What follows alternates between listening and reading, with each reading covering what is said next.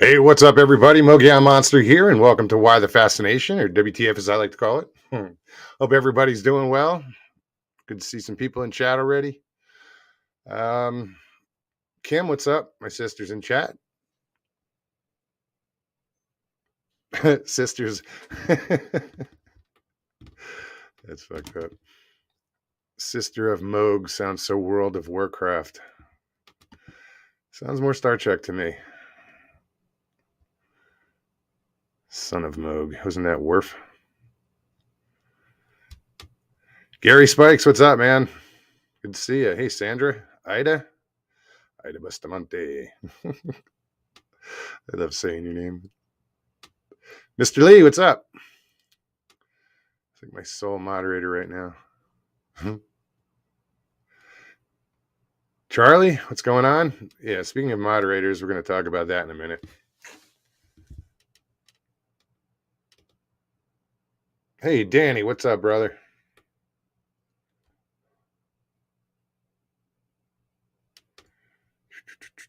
Who else is here? If I missed you, I apologize. I'm looking. I think I got everybody. So what's going on, guys? Let me turn this light down. It's too bright. I gotta find the button. Much better. Much better. I feel better now. Amy, how are you? Judy Wheeler, hey. MPW, what's up, buddy? Mods.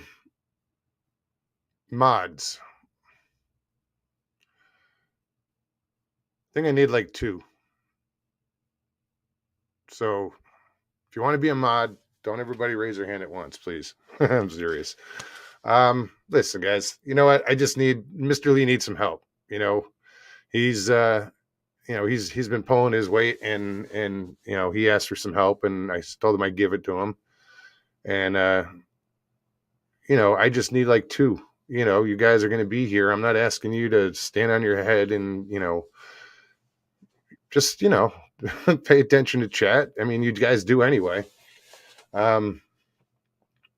I don't have any rules, except have fun. I don't get all caught up in being a mod. Been there, done that.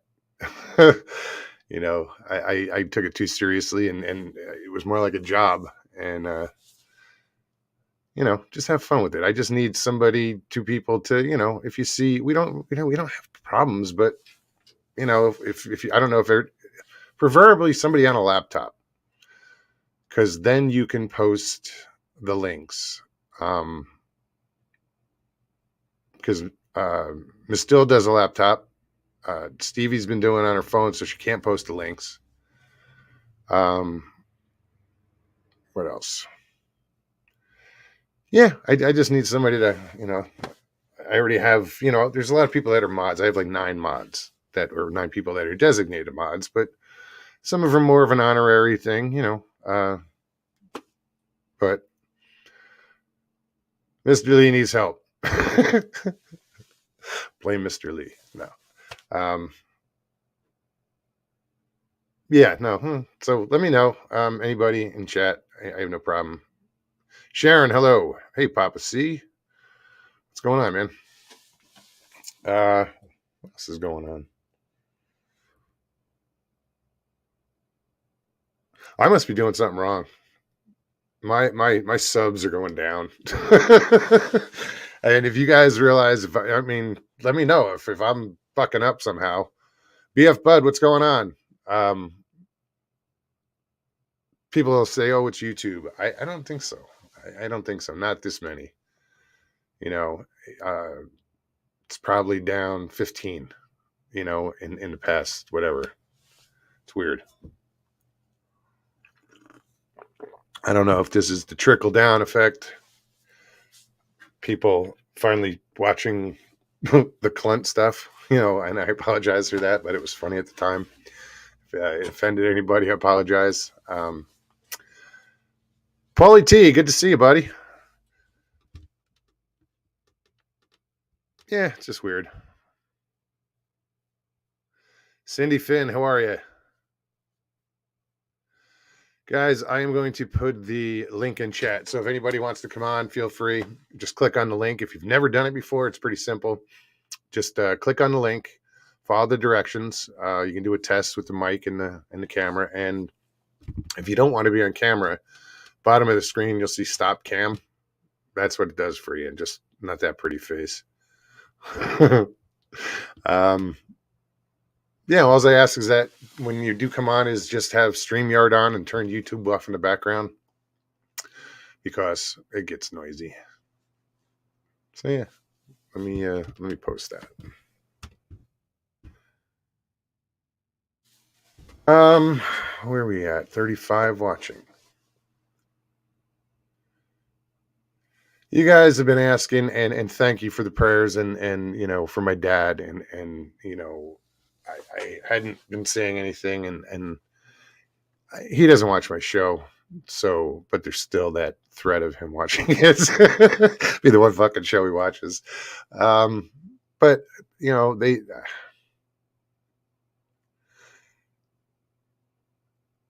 my dad is he's home. He's comfortable. But it's not a good prognosis, surgeon's pretty sure it's mesothelioma, and there's nothing they can do for it. It's too far gone. So, I'm hoping he'll get a little bit more back on his feet right now. I'm not in denial or anything, whatever. Because I said to him today, I said, you know what, we got to get you out of the house. He had that surgery it was a surgical biopsy. And I just thought he was recovering from that. They had him on a lot of painkillers and shit, so he was a little loopy and stuff. So I'm hoping once he gets off, he's feeling more mentally, there. I want to take him. If he can handle a car ride, we can. Let's go fishing. He can sit in a chair by the lake and fish. But is his hair that fucking epic like yours, dude?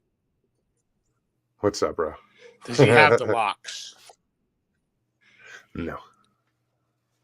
Hey, you know what, Russ? Listen, man, I'm going to tell you what. My dad's, I think he's like 81 or 82. He has a yardstick with a magic marker line on it, right? And when he cuts the grass, he walks around the yard and he goes to different places and he sticks it, here and make sure the grass is on that magic marker, right? When he stops fucking doing that, I'm going to worry. As long as he's doing that, he's fucking fine, dude. Right? It's take it for what it is, man. Every day's a bonus, dude, Absolutely. And but hey, on a serious point with your subs thing, I think this is all coming down to the divide in the family, and people are choosing sides. If you're on the other side of the fence, it's frowned upon to come on this side of the fence. But you know what? No one's ever going to tell me which side of the fence I can fucking walk on. I don't know what I didn't know there was a fence. Well, it's a proverbial fence. It's a. You know what I mean? Yeah, no, but there's a divide, dude. Come on, let's not pretend it isn't there. Everybody picks sides, man. You know what? I got friends on both sides. I got friends in low places. Yeah, but you know what?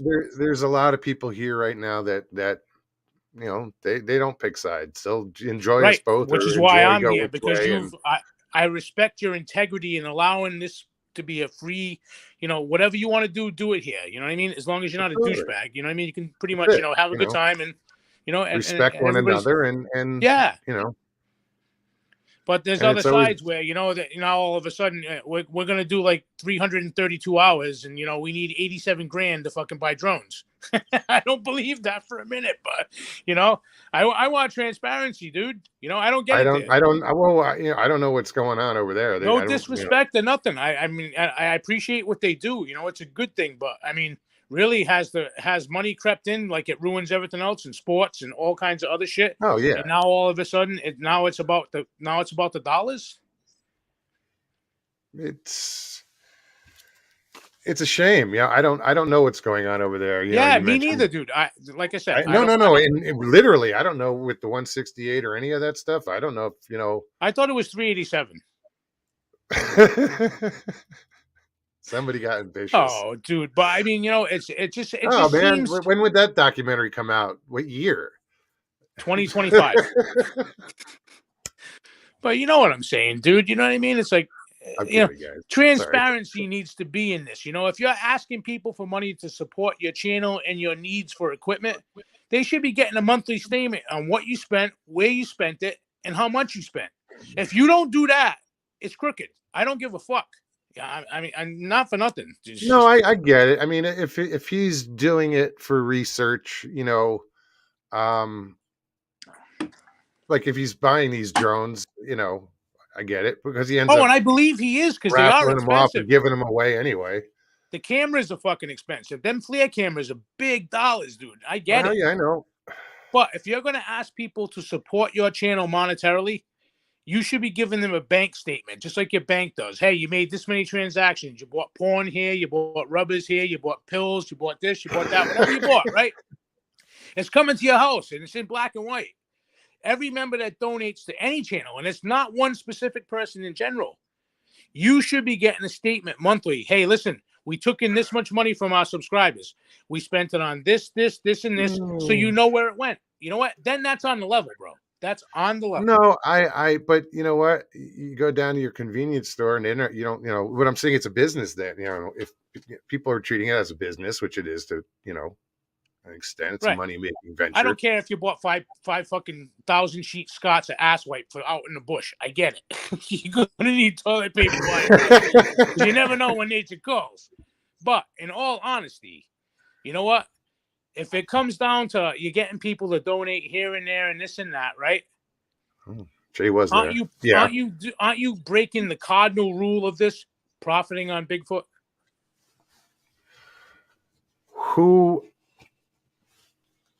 I agree with that, but who set that rule? Well, I mean, what I'm saying? I'm not saying. Listen, I'm just curious. Isn't this supposed to be about finding out the truth, supporting purists, people that have had traumatic experiences? There are people that want to monopolize on it, and it doesn't matter what the fuck it is. People want to monopolize. But then again, you're breaking the cardinal rule. That would be like that guy that went on Joe's show that said, "I have video. I saw a fucking Sasquatch that had COVID." Right? That Fruit Loop that was there, right? And he was full of shit. Didn't see that one. Yeah, I know. It was on Joe's channel, right? He's like, and I work for people that have a lot of money and they want this for their collections. I'm like, listen, a rich motherfucker that has a video of Bigfoot fucking having a COVID baby, I mean, that would. I don't know why Jay keeps popping on and off. I pull him up and he disappears. So I did hear an echo. I don't know. I sounded like Ozzy. Yeah. Damn it! Now that song's in my head. Sorry, man. But I'm just saying, that there's a fine line in all of this. For wanting answers and wanting the truth for yourself and to help people that have trauma, they have trauma from this PTSD, whatever. Absolutely. But don't turn the fucking dime over and be like, yeah, we can make some serious money doing this. And they're like, yeah, $5 a month, do this. You get a T-shirt you never see. Yeah, but you know what I mean? I just dude, this is what and I tell people that, then they're like, oh, can't you make money? I'm like, yeah. I mean, people not even affiliated with YouTube, just people I talk to. Yeah, I am talking about Joe Pass right now too, because he's trying to put out this gay T-shirt that's like green, and he wants $87 for it. I mean, fuck him, don't buy it. Even affiliated with YouTube, just kidding, Jake, turn off your YouTube. Just kidding, Joe. That shirt's cool. But I mean, there's people that are out there like you. You're not trying to make a living out of this. You could, dude. You have a great voice. You could do voiceovers and all of that stuff, like actors doing like cartoon movies. You could do that. You're gifted with that voice. You know what I mean? And there's people are gifted with other things. I always wanted to be gifted as a porn star, but that ain't fucking happening. So that fucking unemployment checks ain't coming, soft buddy. Porn. Yeah. Maybe if I do some short movies, some midget porn.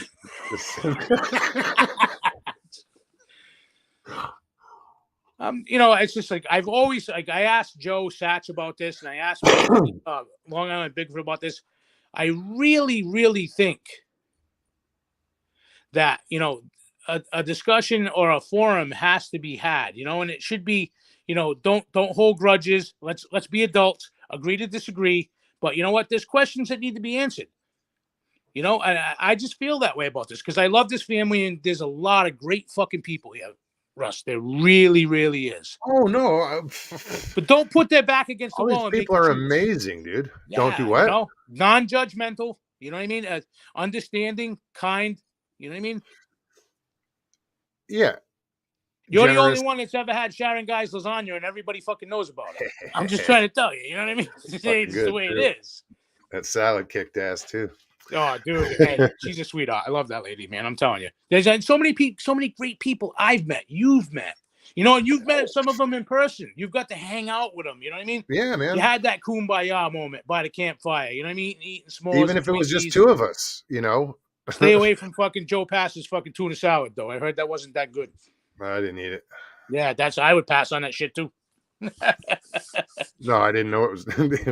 There was no tuna fish. Never mind. Dude, don't eat tuna in Texas. That's just not something you fucking do. Watermelon, you fucking people chow just down. talking crap and doing nothing. You know, and there are, and you know, listen, there's people I don't like out there, but that's my problem. You know, I don't have to like them. They don't have to like me. You know, Mogs, I don't even like myself. What the fuck? I can see where you people are coming from. You know, hey, dude. Like you. Yeah, it's fine. It's all good. I got broad shoulders. No, I'm good with myself right now. You know, I've been for a little while. There's still things that I got to do. You know, I want to do, and you know. Hey, the day you wake up and you're comfortable in your skin and you're okay with you, and you put on your I don't give a fuck pants and you walk out there and you just be yourself, right? Well, that's people, I always people wear those will either pants. like you or they'll hate you. I mean, there's always going to be haters. There's always going to be supporters. There's always going to be friends. There's always going to be family. Even if people hate you, they're still they're fans because they want to know what you're doing. Right. You know what I mean? So, I mean, you can't lose in a situation like that. Well, I don't think anybody hates me. I mean, well, no, maybe. Of course not. Strong dislike. No, hey, listen. But you know, it is that is what it is. You know, Russ, you're even if people get it dislike you, which I do not, I think you're cool shit. No one can question your integrity and what you do here. That is out there for everyone to see. Playing right out in front. This is what it is. It's WTF. Come on here. Be respectful. Be an adult. You can agree to disagree. And you know, the other day I saw a GMC commercial on with truck automated driving on the highway, right? You know, past trucks that were going slow in front of you. And I'm like, hey, Pat Turner, where the fuck you been? Yeah, 100 years away. Dude, fucking GMC's doing it right now. You know what I mean? It's right around the corner. Yeah, that was not. You're right. I was there for that when he said that shit. I was like, wait a minute, dude. There's hey, and I respect his position. Don't get me wrong. He believes it's 100 years. He's living under a rock. Electric car plants in Phoenix going up right now. Yeah, I mean, you know, and the trucks will never be able to back into a loading dock. Bullshit. As long as they have fucking back better than a human. Exactly, dude. They're going to do it one shot. You know what I mean? Because the cars do it. What the fuck's this here truck? You take out the human error factor, and you know the machine can do just fine. Yeah, I mean, I think if there's some type of cellular like blackout or the GPS thing, accidents could happen. I'll submit that. But as far as them, if everything's working right, they ain't never going to hit each other. It'll never happen. They ain't going to be on their cell phone. They ain't going to be sending texts. They ain't going to be taking pictures. Look at me, I'm driving. That's just not going to happen. The computer's going to be like, yeah, we got to get here. Right, let's see if we can get Jay on one more time. Hey, Jay. I think I got it working this time. Yeah, no echo.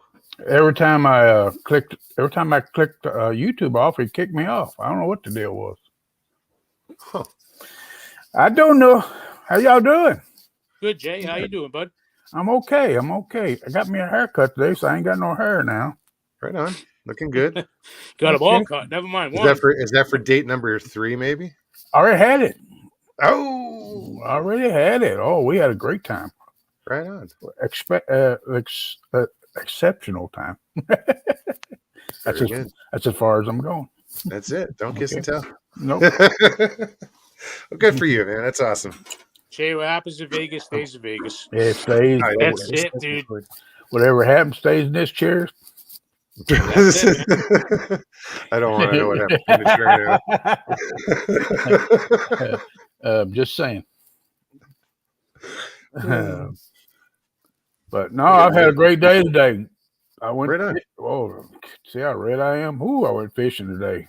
Got to 90 degrees here today. Yeah, it's going to be 80 here tomorrow. But it got a little breezy. It was nice this morning. I didn't catch no super big ones, but I still caught a bunch of fish. What'd you catch? Bass, of course, largemouth. And I bet I caught 50 today. Damn! Oh, wow, I wore them out. I mean, what was your biggest fish? I'm calling bullshit on 50. I'd say maybe probably 20, 25. I've had some good days, but on 50's a lot. Hey, fishermen, they lie, you know. That's right. Oh, dude, not. Okay, I caught 49. How's that? Is that better? There you go. I thought it was 48, but you know, okay. Google told me it was 46. I don't know. I had a good day. I'll put it that way. It's going down like my sub count.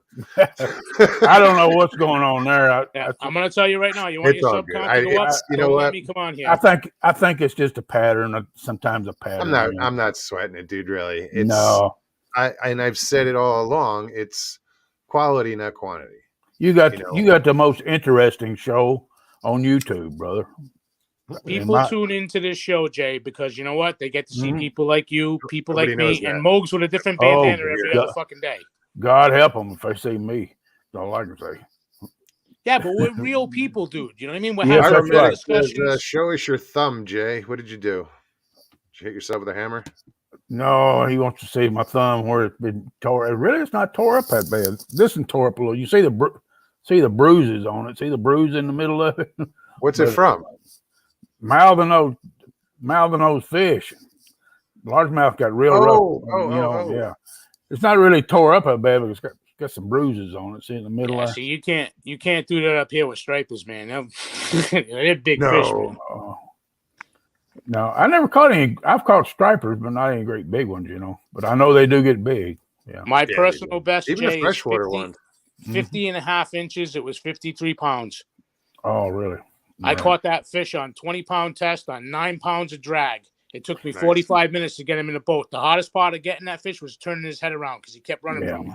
My dad turned him around and got him coming to me. It was a piece of cake as long as you keep tension on the line. My dad caught. You got to have a good captain on the boat. You got to know what you're doing. I mean, you're not catching big fish. Don't get big for being stupid. That's true. That is absolutely. My dad caught a 60-pound flathead catfish one time. That's man, that thing. It was big. I mean, golly, I was like 9 years old when he caught it, and it was bigger than I was. I was on a party boat fishing for cod, and we were off of Newburyport. Dude caught a 90-something pound cod. It was over 6 feet long, dude. Oh, wow. Incredible fish. He thought he had a world record fish. He missed the record by like 5 pounds. He's on the boat going, I'm going to get endorsements from Strand and fucking Big Game and this and that. And I'm like, dude, you don't even know if it's a fucking record yet.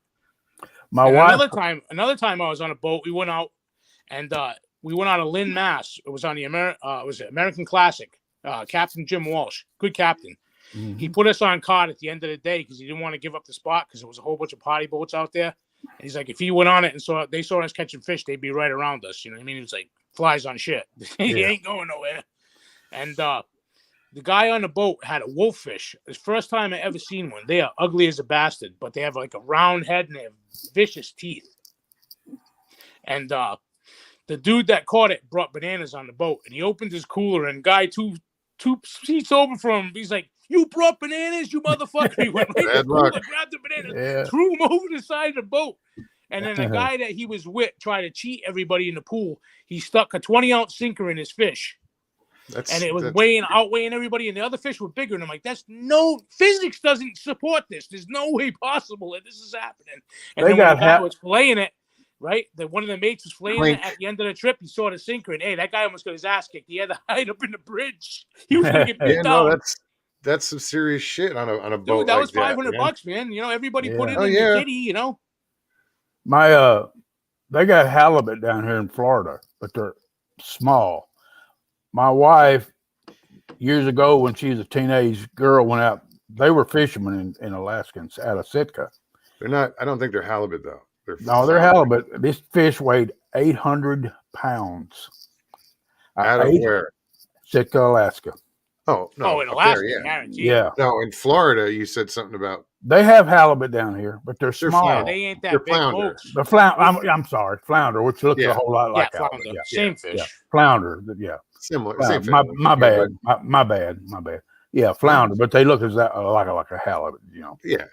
Because I know up here in Connecticut, we have North Atlantic halibut. I don't think they get quite as large as they do in Alaska. I mean, when you catch fluke or flounder here, and a doormat is probably something that's like 8, 10, 11 pounds, and it looks like a doormat. They're huge. Yeah, halibut is really good eating. Everyone says that.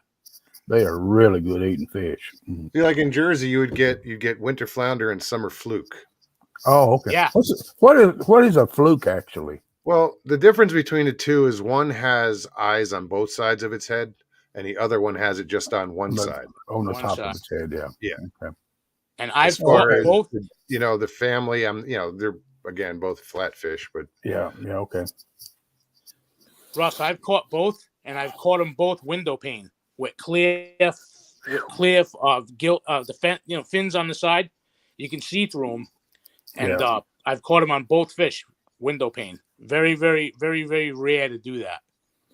Yeah, I got up at 4:30 this morning. I was on the water right at daybreak. I went out there, and boy, that sun got up about 10 o'clock, and I had to call it quits. It got so hot. Oh. You got to be careful out there. Oh, especially down here. Yeah. Yeah. You'll get burnt. You get burnt on cloudy days down here. Well, you know what? Overcast days are the worst days to get sunburned because people don't realize that they think, oh, it's a cloudy day, I'm good. Yeah. No, you're gonna get fried. Right. Surprise, mofo.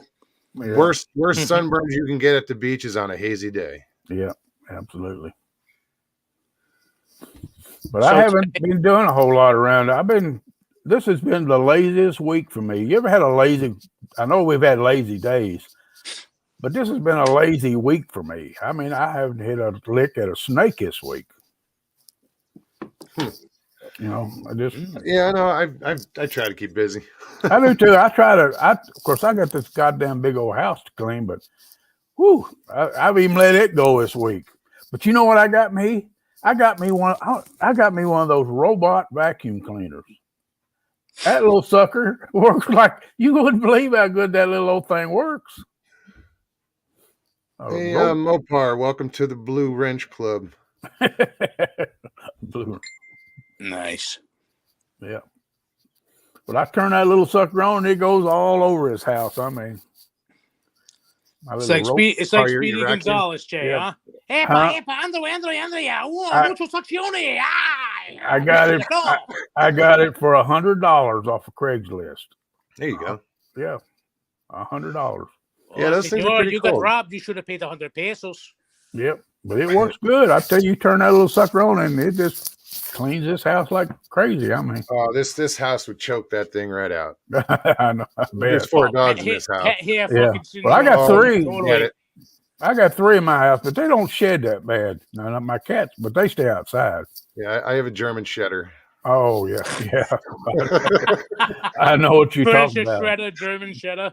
Yeah, I had a lab that shedded like crazy. Oh my God. Oh, she shedded so bad. Yeah.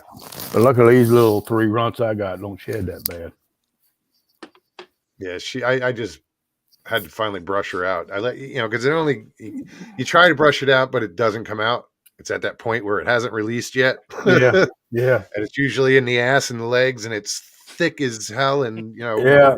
Oh, and if Why they does get out, this show always come back to the ass? Damn it! Maybe we're ass men. Bitch got a hairy ass. Yeah. We are talking dogs, folks. We are talking dogs. Yeah. Yeah. So yeah, no, those Roombas and those little robot vacuums are awesome. My dad has one up at his house, and yeah, you know. Yeah. I took my lady to Outback Steakhouse this time. Did you get a bloomin' onion? Yes, we did. We had it as a. Yes, we did. That's the right way to start off a date. It was our entree, and we had a bloomin' onion, and actually met another couple there, and had a good time.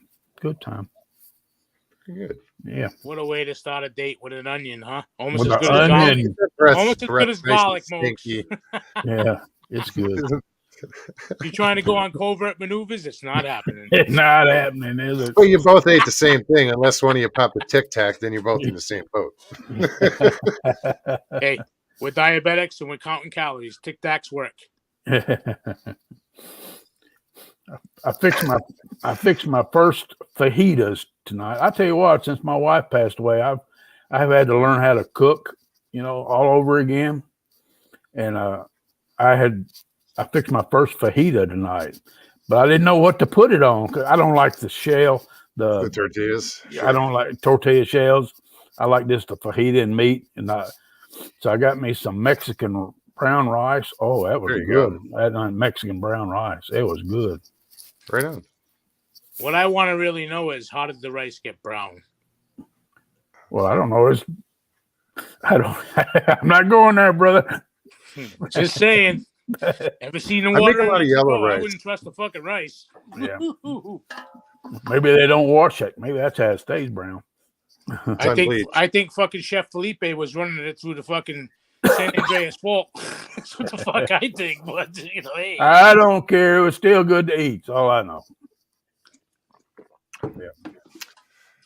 Yeah, I make a lot of yellow rice. I use just make white rice, but add turmeric in the water, and it turns it a nice yellow color. Yeah, and turmeric's good for you. So yeah, I was going to ask you how you got it yellow, but there you go. Oh, I knew that was coming. So where is your mind? No, dude, I'm trying to keep it on a level. Yes, turmeric is very good, especially for inflammation. Yeah. Because that's where the root of pain is from inflammation. So, well, Mexicans use a lot of turmeric in their cooking too. Mexicans do. That's not all they use. I'm going to tell you right now. Dante, beware the chichi fly. Grasshopper said, "I don't cook. I ain't no cook. I eat what others make." There you go. It's like my wife and I are getting divorced, and I'm finding out that she's a real good housekeeper. Not that she keeps the fucking place clean, but she's going to keep the fucking house. I can tell you that. I know. Say that because the warden's not here, and I'm free and clear, but she'll be home in like 27 minutes. Then I have to go to whisper mode. 17 seconds, 16, 15.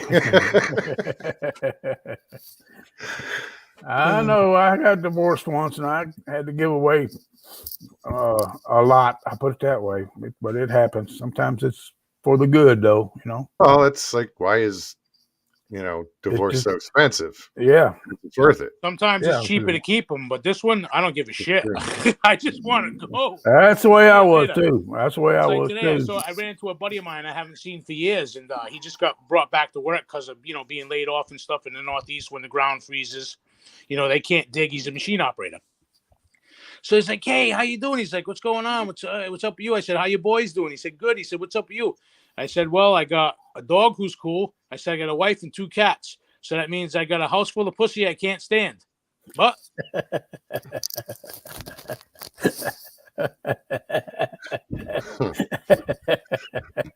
he's like, "Yeah." He's like, "You got cats?" I said, "Yeah. I got a one-eyed cat." I said, "I get all the handicapped chicks."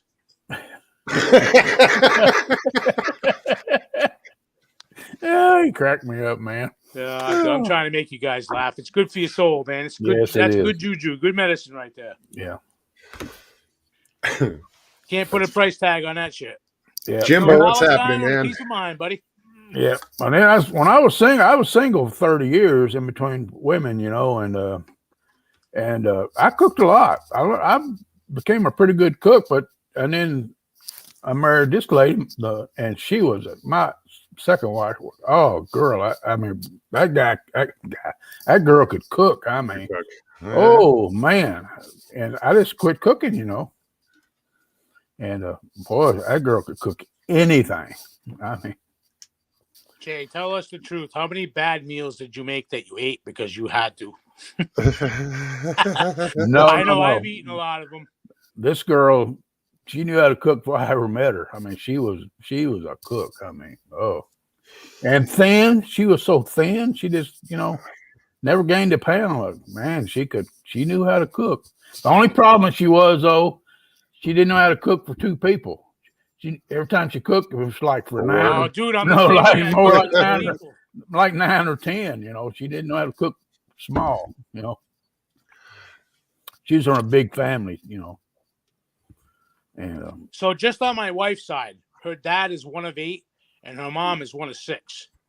Well, I was a 8. My family. That was 8. Yeah, I mean, there's 14 fucking kids there. What were they doing? They weren't watching sock hop. I'm gonna tell you that right now. They were baby making 101 right there. Yeah. Especially Mike Kirkpatrick says you don't know shit after a great Southern lady cooking. Oh, that's a truth. Hell no. That's a truth there. Whew. Indeed. Nope. When I grew up in town that I live in now, I live close to where I grew up. I live probably, I don't know, if you had to equivalent it to city blocks, probably like 6 from where I actually grew up as a kid. And in Swansea, where I grew up, there was a lot of, and it's just predominantly white here. I think we had like 8 black families living here when I was, this is in the 70s, and it's, there wasn't a lot of colored folk here. And I had 6 families. I had 4 of them living in my neighborhood. So I lived in the ghetto. And my buddy George, his mom, Lily, hey, this lady, I'm going to tell you what, she made fucking fried chicken and catfish, horn pout. She used to call it horn pout. She never called it catfish. Hey, she'd be like, hey, you guys going fishing? She said, I'll make you some fish. I said, all right, Lily, we go get her catfish. And when she made chicken, dude, mom's kicking chicken. Oh, my God, dude. Fried chicken, best I've ever fucked. Colonel Sanders ain't got nothing on her. I'm going to tell you right now, he got nothing on. Man, that shit was awesome. But she made awesome fish and awesome chicken. And she was from down south. She was a southern lady. So, yeah, absolutely. There's awesome. A lot of truth to that. Hey, Moggs. Yes, sir. You know what I have decided to do? What's that? After 50 years, I'm going to face my fear. Okay. I've talked to my son. He's going to go with me. I'm going to go back to those goddamn woods. Good. It's time. It's time me to put an end to this. Good for you, Jay. That's awesome. Absolutely. Man. That's. I think that's a good idea. Take it slow. Yeah. You don't have to go charging in. Just great get in. Don't feel comfortable. Back out. Try another day. I talked to my son about it. I never had told him my story, and I told him about 2 weeks ago what happened, and he believed me, of course. And but he said, Dad, I knew something was wrong in your life my whole life. He said, I just knew it because you talked about how much you love to hunt and all your hunting experiences and stuff, but you never went hunting. Yeah. I knew something was wrong. There's something wrong there, So I told him, man, he said, you know what you need to do? You need to face your goddamn fears. And I'll go with you. So I'm going to fly up in May. Fantastic. And we're going to go back there. That's awesome. It's still there. I went on Google Earth the other day and checked it out. Yeah. It looks exactly. Well, there's actually in that bean field I was telling you about, there has been a home built there in that bean field. But that's the only thing that changed. The woods are still there and everything. Yeah. So I'm going to face my goddamn fears. That's awesome. Get yourself some closure, Jay. I think that's what I'm going to do. Absolutely. Awesome. Yeah. I think get a few more dates in before you do that. Oh yeah. Yeah, I'll make sure. Stay away from Juanita.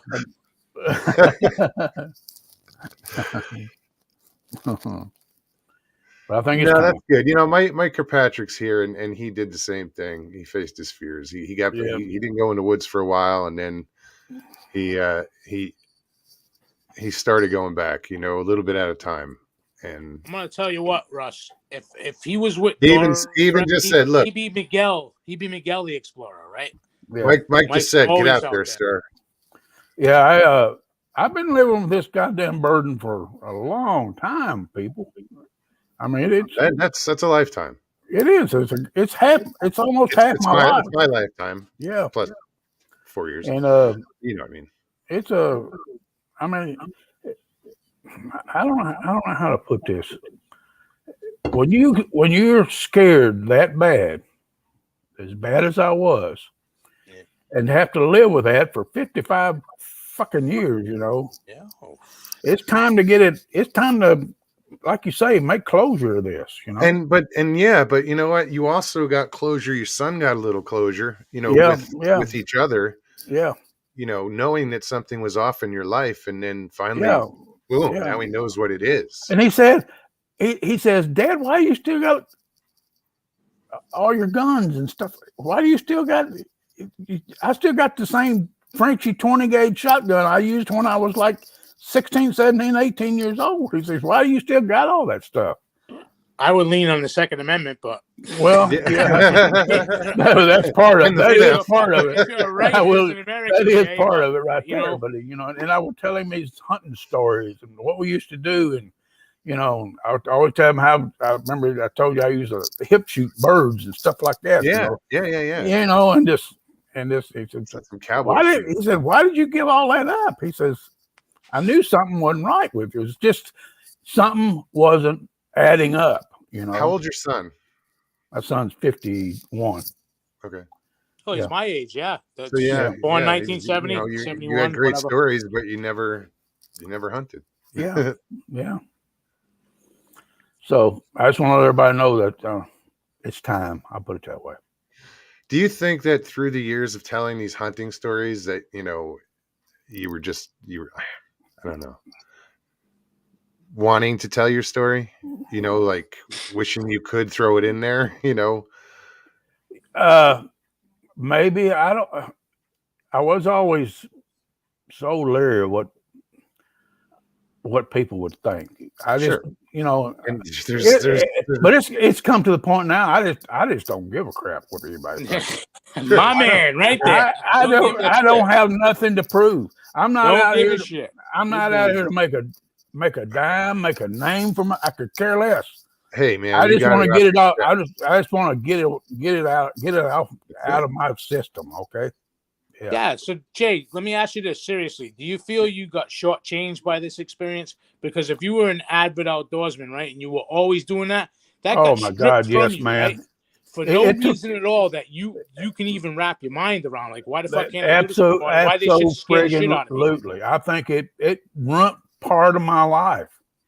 Sure, it did. It stripped that away from you. That grounded you. It kept you. You went out in nature. You did your thing, right? You hunted. Right. That was your groove, right? You were working that. You know what I mean? I knew how to track animals back then. I knew what every friggin' you still do. Yeah. You didn't forget that shit. Come on, man. No way. Yeah. Oh yeah. No. I knew everything about anything to do with hunting. I mean, I could tell you what a bobcat print was. I could tell you a bobcat print from a raccoon print. Well, yeah. Yeah. Anything. The real question is, do you know a Patrick Vaughn print? Because he puts fucking fraudulent prints out there. I'm not getting into that. No, Jay, I'm kidding. I'm not getting into that. No. Just having. I'm not going to get into that. Okay. No, I meant nothing by it. I was just trying to be funny, not trying. I know. That's okay. That's okay, brother. Everything's good. Okay. No, I'm not going to go there. I know when my dog gets a nail clipping because his claws don't dig so deep into the ground outside the backyard. Oh, do you only trim the nails? Oops. Hold on. How y'all doing? Date number 4. Jay. I'll call her later. No, you can. No. Don't keep her waiting on our account. Not only do they call me Bigfoot, baby. Will you stop? God damn it! Come on, you gotta laugh a little too, Jay. I mean, we can't be serious all the goddamn time, man. Stop that. No way. I know it. It's got to be. You gotta get right on that line where you're straddling insanity, hilarity, and seriousness all at the same time, right? When you get all that in harmonious balance, life is good, man. Yeah. You got to be able to laugh at yourself. Life is good. Life is good. At my age, life is really good. Oh, hell yeah. Awesome. Anybody comes over the house, I'm offering them a glass of STFU juice. There you go, buddy. Plus, it'll be good to see my son. I ain't seen my son in, oh my God, 5 years. Oh, wow. Yeah. We hadn't. That's a good reason to see. Yeah. That's going to be a good bonding. Well, my son owns a car dealership in Kentucky, and I just had that. He's so friggin' busy, we just hadn't had time to get together, Sure. Sounding like a Cat Stevens song over here. Dude, that went in my head. Cats in the Cradle just kicked in. Cats in the Cradle. Yeah, there you go. Hey, Jay, I'm going to tell you this, right? So your experience, traumatic and all, and bad for you. Now you want closure, right? Now you haven't seen your son in 5 years. Isn't this bringing it full circle around? And maybe this is part of the whole picture of why this happened for a reason, right? Everything happens for a reason. This is my overall thinking. Hold on. Maybe it needs to bring you all together. I don't know. Just throwing that shit out there because I'm hoping something's going to stick on the wall. Real quick. I'll be right back. I got to take my puppies out. All right. Pine Island Research. What's up, Jeff? Chessboard, how's it going? I don't know if you're leaving. I see night. Oh, night. Sandra's leaving. Good night, Sandra. Thank you for hanging out. I can't see any of the chat, Hey, all you awesome people. I can't see you all, but what the fuck? I'm here. Jay said he had to take his puppies out. I didn't know he wore a bra. Well, you never know. It's getting older. A man's ear, if you want. There you go. To be proper terminology there. Seinfeld episode, wasn't that it? Yo, dude, the fucking pirate shirt. Classics. A lot of classics over there. Shrinkage. We got a fucking Encyclopedia Britannica of fucking funny ass comments, one-liners, and reality. Richie Evans, what's up, man? Ben T, good to see you. Dog attack. That's what it sounded like. I was like, oh shit. I think I mentioned the other day my sister's roommate has this dog, and it's a pretty dog. Smaller than my shepherd a little bit, and she gets outside and she barks, but she's got this growl that is bizarre, dude. It's like, I want to record this. It's so deep, and then she comes out with this higher pitched bark. You're like, what the fuck? But she growls a lot. She doesn't like my nephew, so she growls at him and barks at him. But yeah, I gotta try to record this. This growl is crazy. Miss Dill, what's up? You don't have to. Oh shit, I didn't do that. Hey Jay, he's got to get his headphones in. Miss Dill, you don't have to put up a busted phone. I still don't have a phone, but check this out. We talk about the community and how generous people are and just good people. Last year when I did my raffle, JCL Ohio had won a little Fleer for his iPhone. Well, he contacted me the other day and was like, dude, I want you to use it for the next year.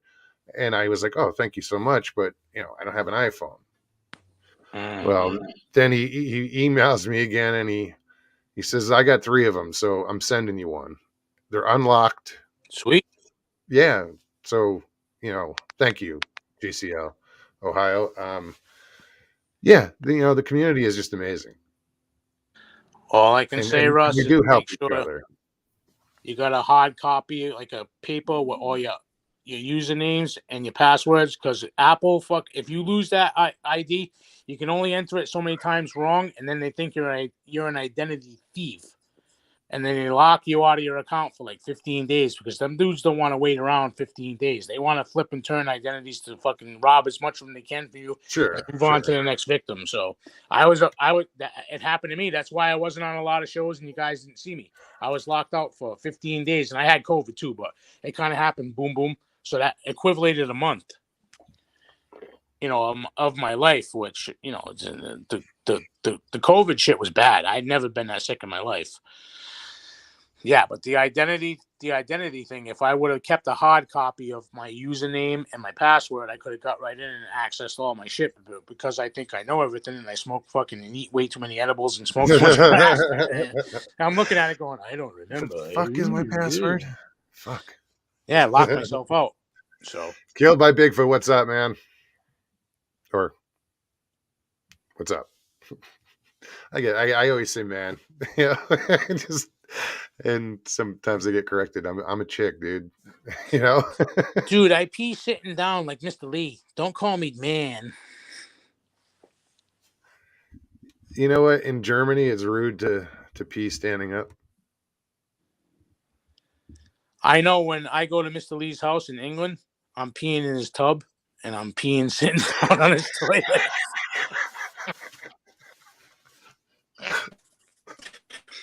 Mr. Lee, I'm kidding. Stop it. I miss you, buddy. Can't poke fun. Can't hit the hornet's nest with a stick. You know what I mean? It's like a pinata at a Mexican birthday party. Just have at it. Killed by Bigfoot. I only sound like a lady. With that hair, you kind of look like one too. No offense. Pine Island Research Chef says, I was wondering where Paulie went for 2 weeks. I just figured he went on a heater and caught the clap and was taking a timeout. I was taking a shit in your fishing hole. You were catching brown trout. Blind deals, you bastard.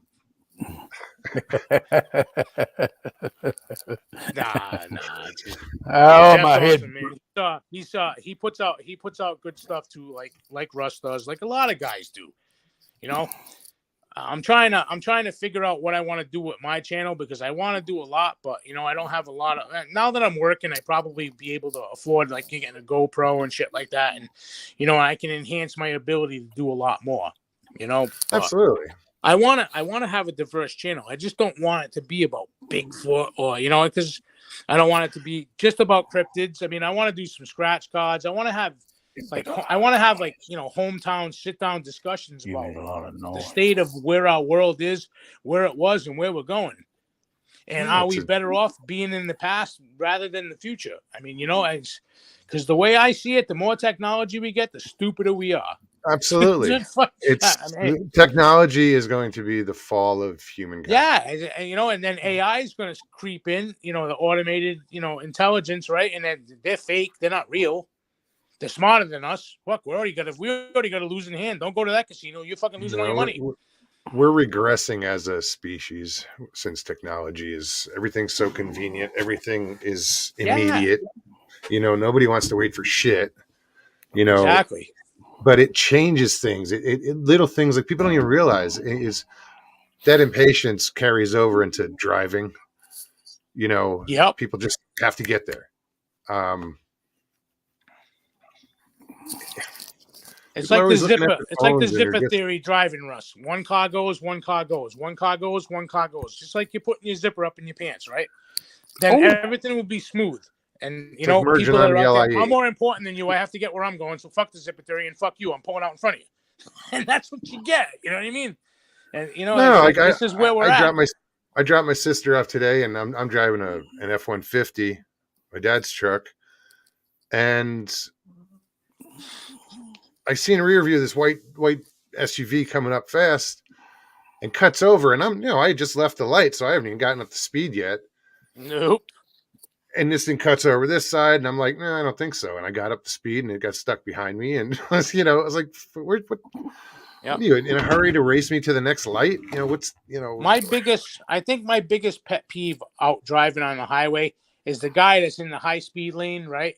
And he read the sign just like you did that says exit 1 mile. And he waits till the last possible minute to cut off everybody and their brother and fucking shoots over from the high speed lane into the exit. So you just crossed 3 lanes of traffic, almost caused an accident just because you don't give a fuck. What's wrong with this picture? I mean, listen, it's one of the things I didn't like about Florida with the drivers. Oh my God. I love the state. It's a cool ass state, Hey, It's like the shirt. It's like the T-shirt I sent you. America's Wang. We're giving you the dickin' and we keep on ticking. That's just the way it is, man. You know, it's just snowbirds live down there. When I was in Florida, every time I've been there, I've never met somebody that's a true Floridian. They're all people. Oh, I met a bunch of them. They're all people from everywhere else. I know they exist. They're like Bigfoot to me. I never saw one. I don't know where the hell they are. 30% of them sound like you. Hey, sorry. It's not easy being an ass hat in a ball cap. No, I mean world, just that some people have to cover Northeast the accent. No, hey, it is what it is. Every Floridian that I met right in Florida, not from there, they were all from New York and New Jersey. So I don't know. I'm not from New York and New Jersey. Close enough. Yeah, I'm an asshole. New England. Yeah, but New York's not part of New England. People have this misconception that you fucking people are from here. They're not. You're not. It's like Connecticut's the fucking that's the Mason-Dixon line in New England right there. Boom. Connecticut border. Boom. And anything south of that, nope. You are not from New England. Too many goddamn whiny people down here in Florida. The women walk around like they got their head up their ass, and the men walk around like they've got their dick stuck in their zipper all the time. How'd you get the beans above the Frank? That's what I want to know. And if their heads are stuck in their ass, Jay, they're suffering from that tragic fucking disease called anal glaucoma. Yeah. But gentlemen, rectal cranial inversion. Yeah, something like that. That's way too many syllables for me. Other than that, anyway, there's a lot of this guy has to be up at fucking 5 o'clock, so he's gonna wish all you kiddies a good night. Paulie, thanks for coming on. Appreciate I'm gonna try to pop on Tuesdays. Thursday's way too late. 11 o'clock. I'm going to bed now, and I'm fucking shit faced. I'm gonna have a hangover tomorrow. It's gonna suck. But hey, whatever. Lots of water. Good. Yeah, no water under the bridge and in the toilet. I'll see you guys. Hey, see you later, bro. Rob Thanks, said, brother. I'm going to keep it short and sweet. See ya. Paulie T, everybody. He's something else, isn't he? Paulie's cool as hell. Yeah. Guys, the link is in chat. Anybody else want to pop on? We still got we got another hour to go. Yeah, get on up here. WTF Mike, what's up, man? Good to see you. I know I missed a bunch of people. Who did I miss? Mr. Hugh, what's up? I know you've been here a while. I would be a mod for you, but I wouldn't be a good one. Oh no, dude, it's all right. No, I got my fuse gets too short sometimes. No, you know what it is the mods that like I have say 9 people, but only like 3 of them hang out. You know, others have channels, and it's more of an honorary position. Yeah, you know, throw them a wrench and where does that say? No fucking way Paulie is going for his show. Oh my god, watch out. Oh, I'd love to see Paulie. I want to see Paulie get a channel going. That'd be fucking awesome. Yeah, it'd be funny as hell. I know that. Yeah, you know, there's so many possibilities that you can do. You know, this is just you know what I chose, and I'll continue doing this. But I'd like to do some other things. You know, I want to put out more shorts. I haven't put out a short in a long time.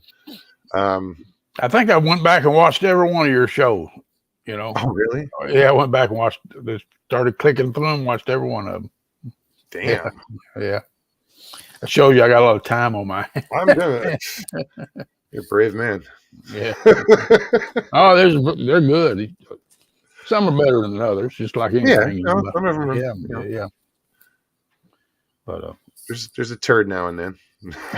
Oh yeah, you can't all be good, can it? Yeah, it's all good. Lockbeard, what's happening, dude? That's my man there. I like old Lockbeard. He tells it like it is. You know, I'm comparing the. Oh, there he is. Okay, I didn't see Lockbeard on my StreamYard screen. but he's there.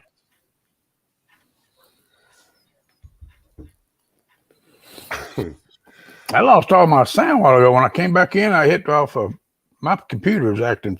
Man, I know it must be going bad because occasionally I come on YouTube and I click on a channel, everything's blue. So I bet my pad's starting to go bad on me. You know, I went in and adjusted all my settings, but it's like now everything's perfect. But occasionally it all goes blue on me. What is that? Jay does what? Jay did a Mogathon. Damn. I did. Oh yeah, yeah. Binge watching my stuff. That's good. Yeah, that's those Jeff.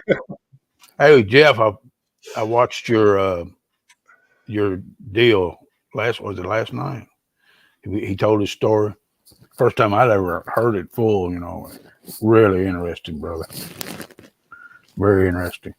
Jeff's story? That's the first time I've ever heard it in full. Oh, you know. Where'd you hear it?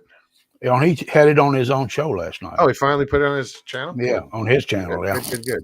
Really interesting. Yeah, very interesting. Scary. Yeah, yeah.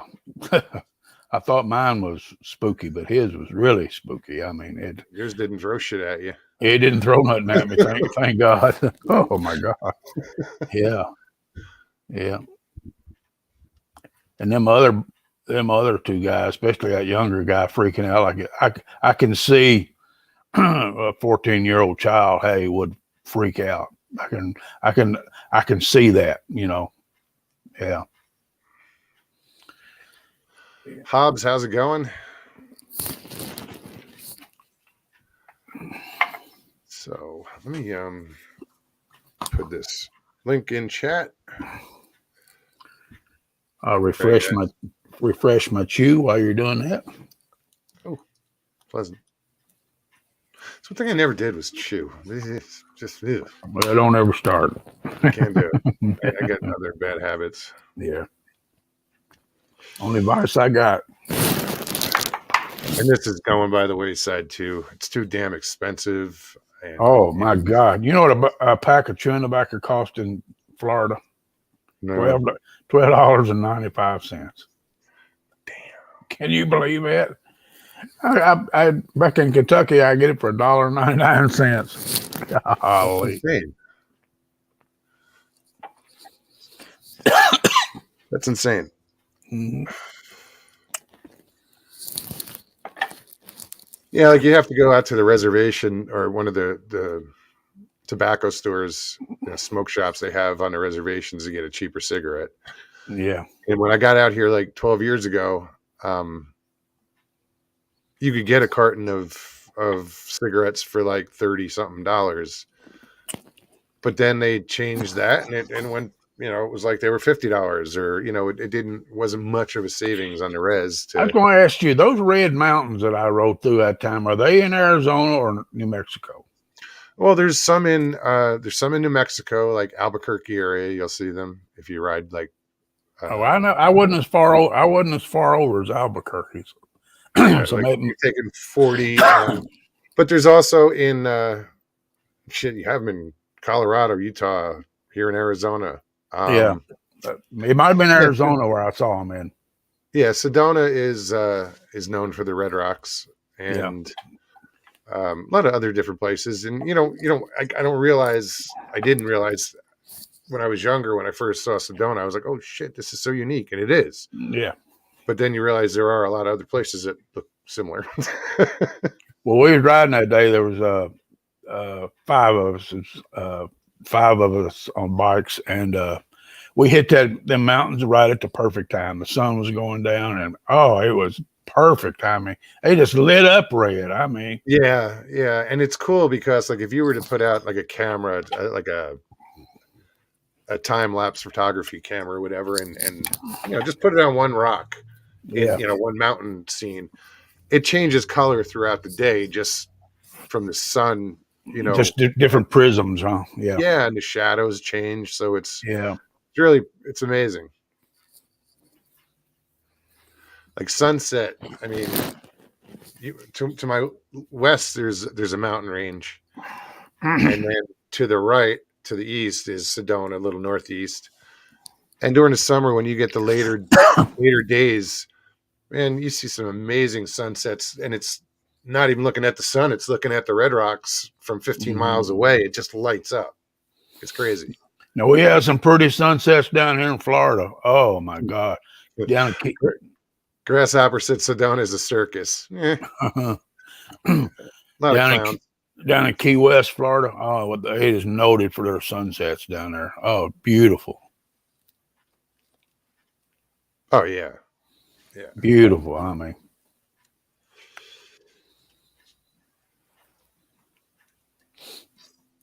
yeah. I've been. I can't help it. I've been watching fishing shows from Florida. Well, isn't that something? I live in Florida, and I watch Johnny Johnson in Arizona. Isn't that weird? That guy cracks me up, though. Well, it's that damn laugh of his. Yeah, he cracks me up, man. He can fish. I'll tell you what, I rode my motor. I think I told you I rode my motorcycle when I got out of college. Just took off. I said, I'm gonna see what I want to see before I actually start my life, you know. And sure. I didn't realize how wooded states like Minnesota and Wisconsin were. I know that I got a lot of lakes up there, but they got a lot of woods up there too. Oh, hell yeah. A lot of forest up there. Michigan, upper part of Michigan. Oh man. Oh, the Upper Peninsula and yeah. Yeah, no, there's a lot of forest there. I don't think people realize how much forest is still in the United States. A lot of people don't get away from their hometowns. You know, I mean, not saying everybody here, but it's true. I mean, there's a lot of people that just don't travel. You know, how many people haven't been west of the Mississippi? You know, you hear it all the time. People don't travel by car as much as they used to. They go where they fly, you know. They fly right over all this stuff. Right now, nobody should be traveling by car. That's the truth. Well, it actually has come down a little bit down here. Thank God. Yeah, I got to go over tomorrow. I'm going to be up on. Well, I'm going to my cousin's house. He passed away, but his wife still lives there. She needs some things done around the house. She's got company coming, so she wants some handyman stuff done. And but I got to pass over the Mogollon Rim, so that's pretty cool. Okay. I love it up there. Yeah. I might get in touch with Arizona Squatch. He lives. I'll be passing through his town, so maybe we'll meet. Maybe I'll get in touch. We'll meet at the diner. You know. Yeah. Yep. Yeah, I fished with my buddy that I told my encounter to that time, and down here, and man, we slayed them today. I mean, no great big ones, but we had a bunch of them. I mean, hey man, it's fun. Yeah, you know? That's you know. I guess 4 pounds biggest one we had today, but that's a good size. Yeah. Jesus. I mean, there's some big, like in the state park here in town. There's some big bass in there. I've seen them. Yeah. Never caught like a big bass there, but wow. And again, I don't do much really bass fishing there. It's more trout, and the fishing I do is more trout and catfishing. Well, I had that 9.9 2 weeks ago, and that 4 pounder looked small compared to it. Yeah. Well, it's over twice the weight. I got a lady friend caught one over 11 pounds about 3 days ago, though.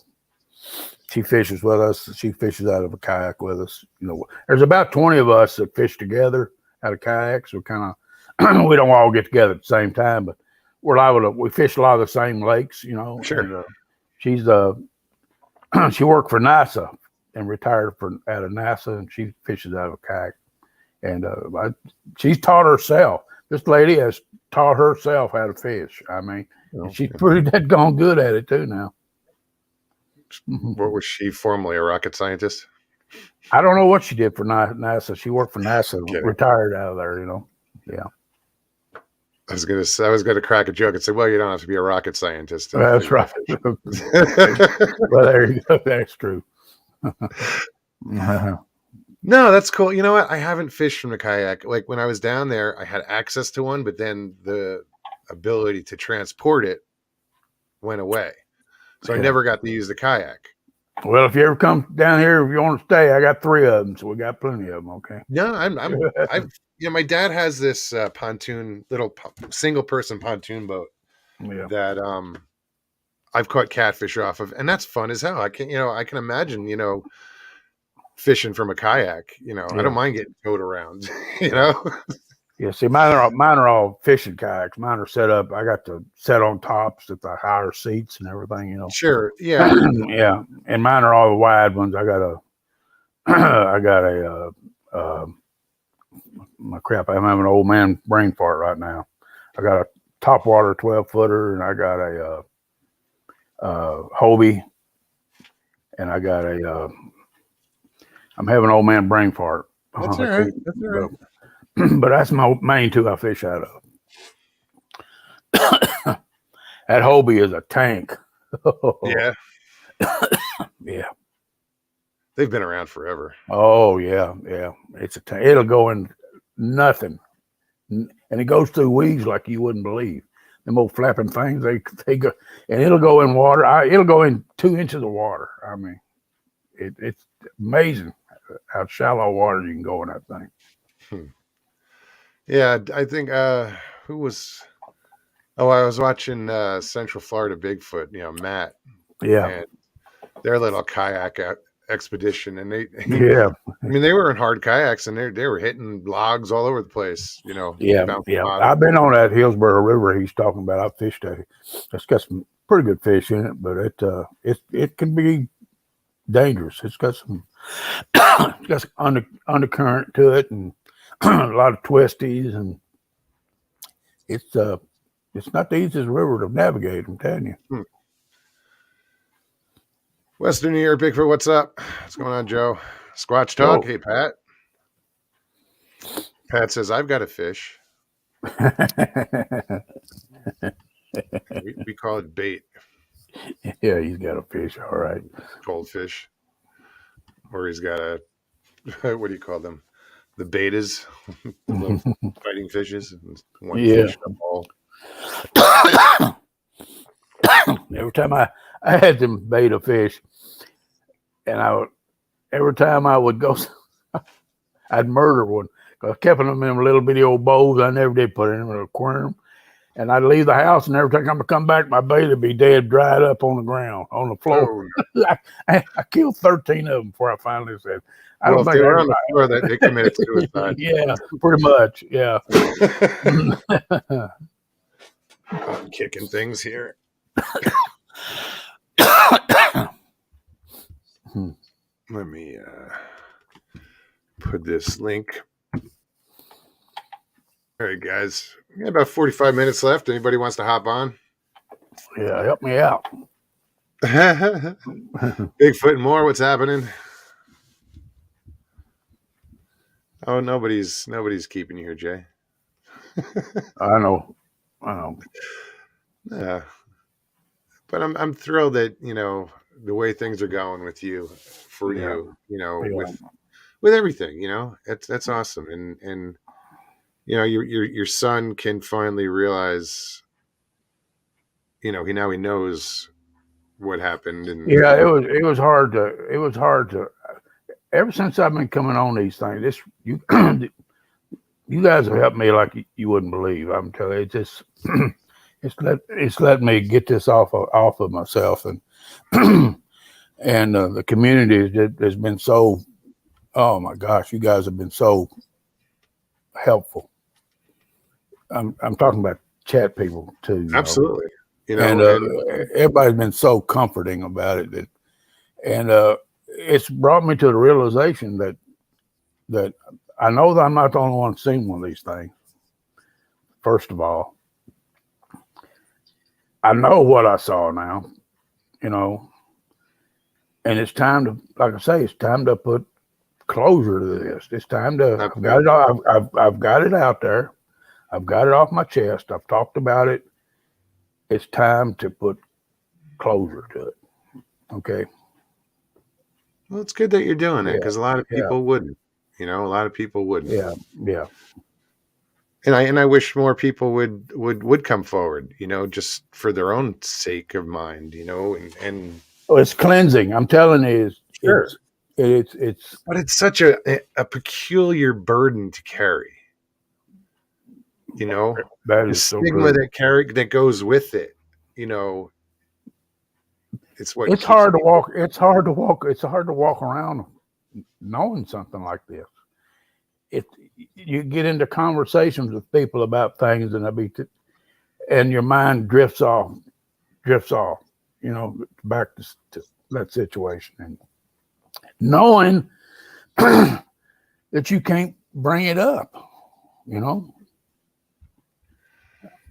I mean, I've had a lot of professional friends in my life. I'm talking about doctors and lawyers and people that you can't, well, at least I thought, you can't bring that stuff up to, No, and there was a time when you couldn't, Yeah.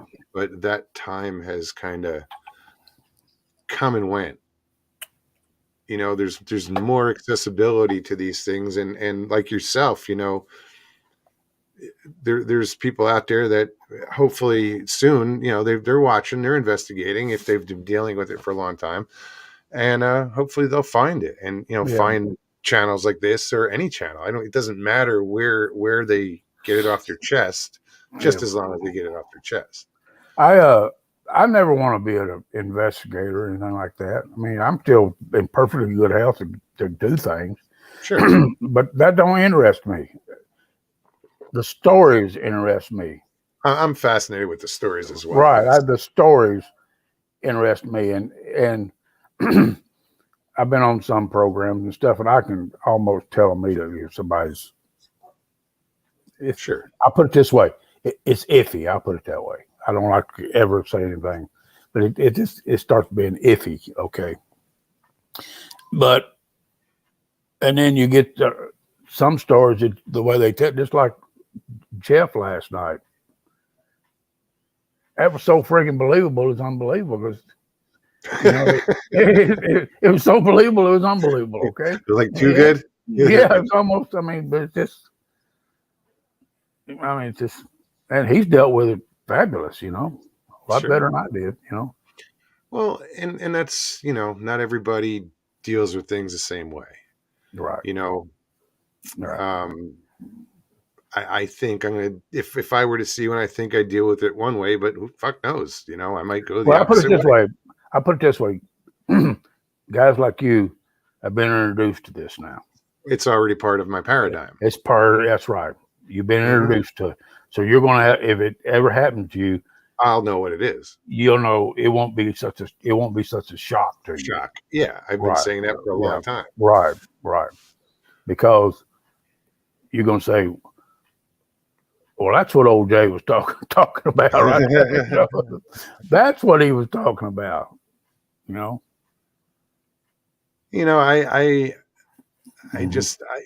different people's, like my roommate, his reaction to his encounter, knowing he was out there for 10 years, he was into the subject, he knew of the subject, but he didn't really believe in this subject because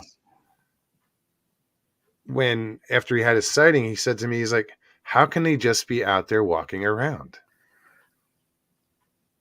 That's the truth. That's the truth. He told me, he goes, I guess I really didn't believe in him. You do now. I think that was the shock of it to me as much as anything is I spent my whole life, from 9 years old, 9 years of hunting every chance I got to. I'm talking about when squirrel season opened up, I squirrel hunted. Bird season opened up, I bird hunted.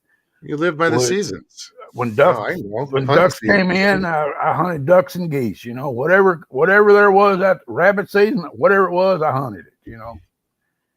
And when you wander around woods like that, like the back of your hand, I'm not talking just about hunting. I mean, we kids, we spent our we was in those woods playing all, just doing kid stuff, you know. That was your yard. That's right. And then to realize that thing is in there the whole time, that's spooky as hell, you know. Sure. Yeah. And although it never made it, of course, it went by me, it never, like I said, to this day, I just don't think it even knew I was around at that time. But it never made an attempt. It just wasn't happenstance. He was there that one time. He had to live in those woods, you know. That was his domain. That is their domain, you know. Whoa. And he never once showed himself to any of us kids or anybody that I even knew around there, you know. So it shows that he wasn't there to hurt him. That's the reason it spooked the hell out of me. But then after talking to my mother, and then because we had more than one conversation, you know, about this. Mm-hmm. We talked that initial 3 days after. We had several conversations over that first year. It wasn't just one time, you know, sit down. It was several of them. And I come to the realization that thing wasn't there to hurt me, you know. But it's still knowing it could have. It could have anytime it wanted to. As big as that thing was, it could have snapped my head off. It's just like breaking a matchstick, you know. Hey, Nikki, good to see you.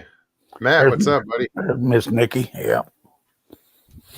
But I'm flying up in May, and we're going to get this over with. That's great. What am I doing? Oh, posting link. I got 2 fingers like ready to type, and I'm like, what am I typing? Oh, I'm the best. This is how I type right here. Yeah, that's what I do. Yeah, that's me. It's the reason when I type, I make so many friggin' mistakes down there. Mm-hmm. Okay, brother, I'm going to bed. Time for the old man to tell old man to go to bed. I just want to let you know my news that I'm gonna put an end to this. That's awesome. I'm thrilled for you. Yeah, I appreciate it, and I appreciate everybody out there. Don't think I don't. I really do. Okay, thank you, folks. I'm going to bed. Good night. Sleep well. Good night, Jay. Right. Good night, buddy.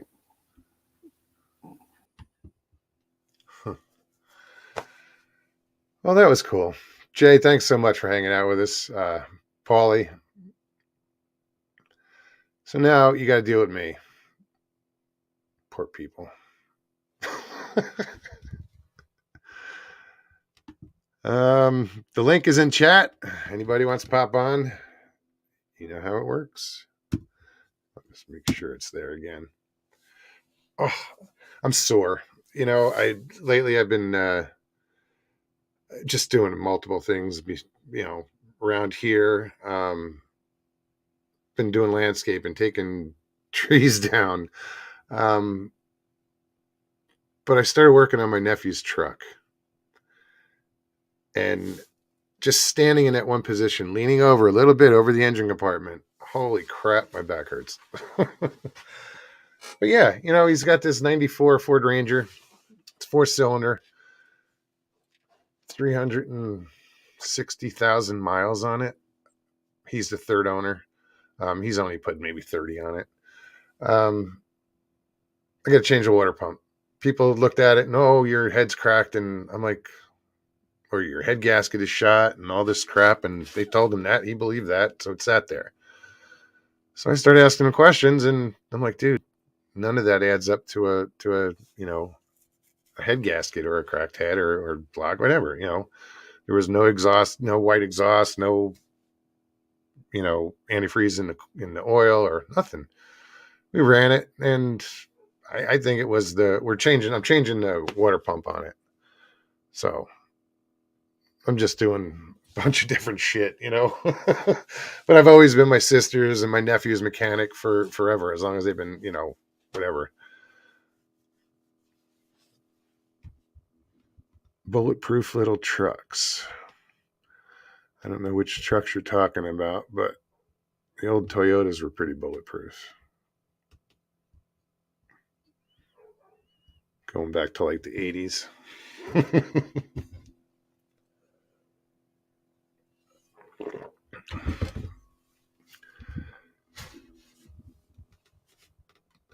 All right, you guys are still talking food?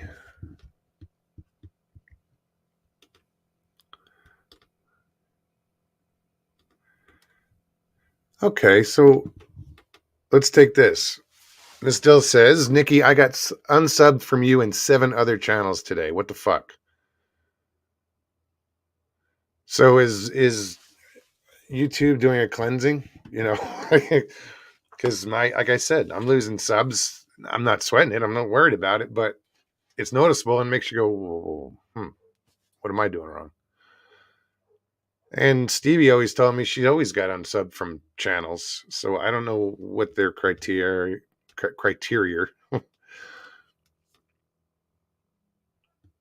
is. Like, why would they unsub people? It makes no sense.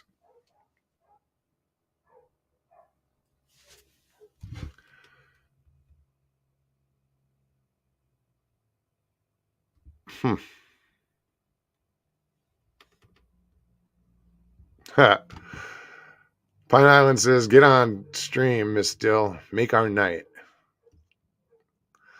Oh, we still got 30 minutes left.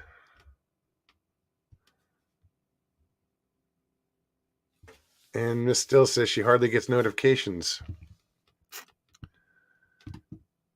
Huh. I mean, I'm subbed to a lot of channels, but I don't, there's only a few that I get notified because, I don't watch every channel I'm subbed to.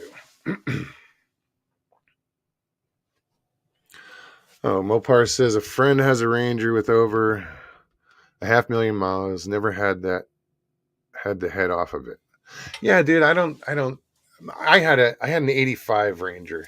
Back in the day, I had a brand new truck. And I blew the head gasket on that. And then held on to it for way too long.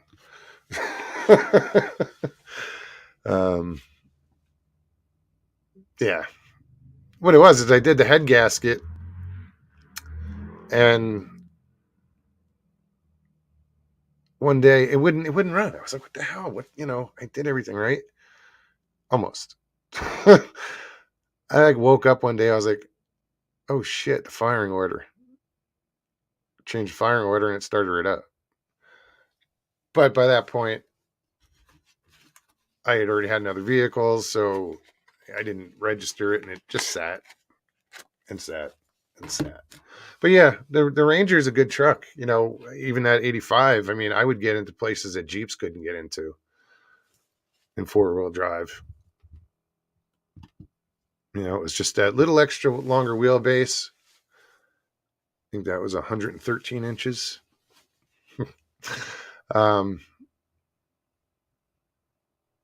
What?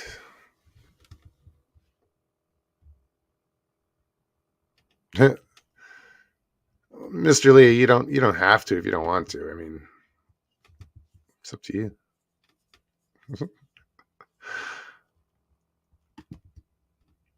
Now, why did she say I'm a suck? Let's go around and I paid the other day.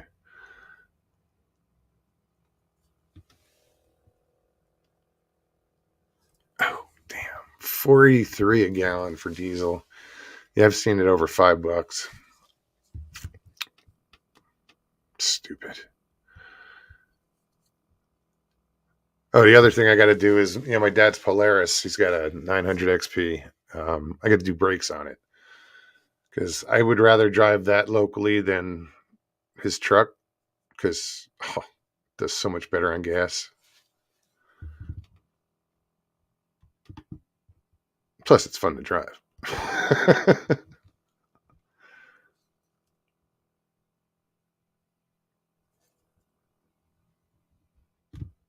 Just reading. So what's up? Nobody wants to pop on? Things are that bad, huh?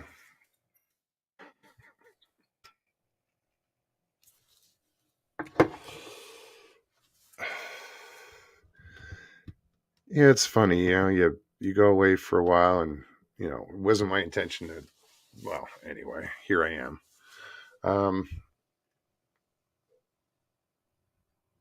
But it's just amazing how things don't change.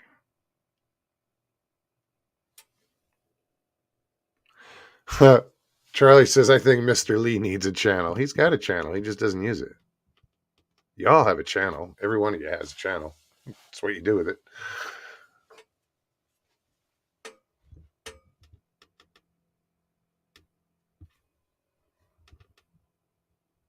Huh. My whole town lines up at Costco to pay $5.50 because Costco is like $1 cheaper a gallon. Damn.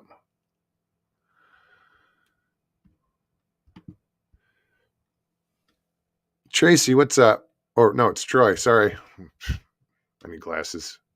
Troy. Sorry, buddy.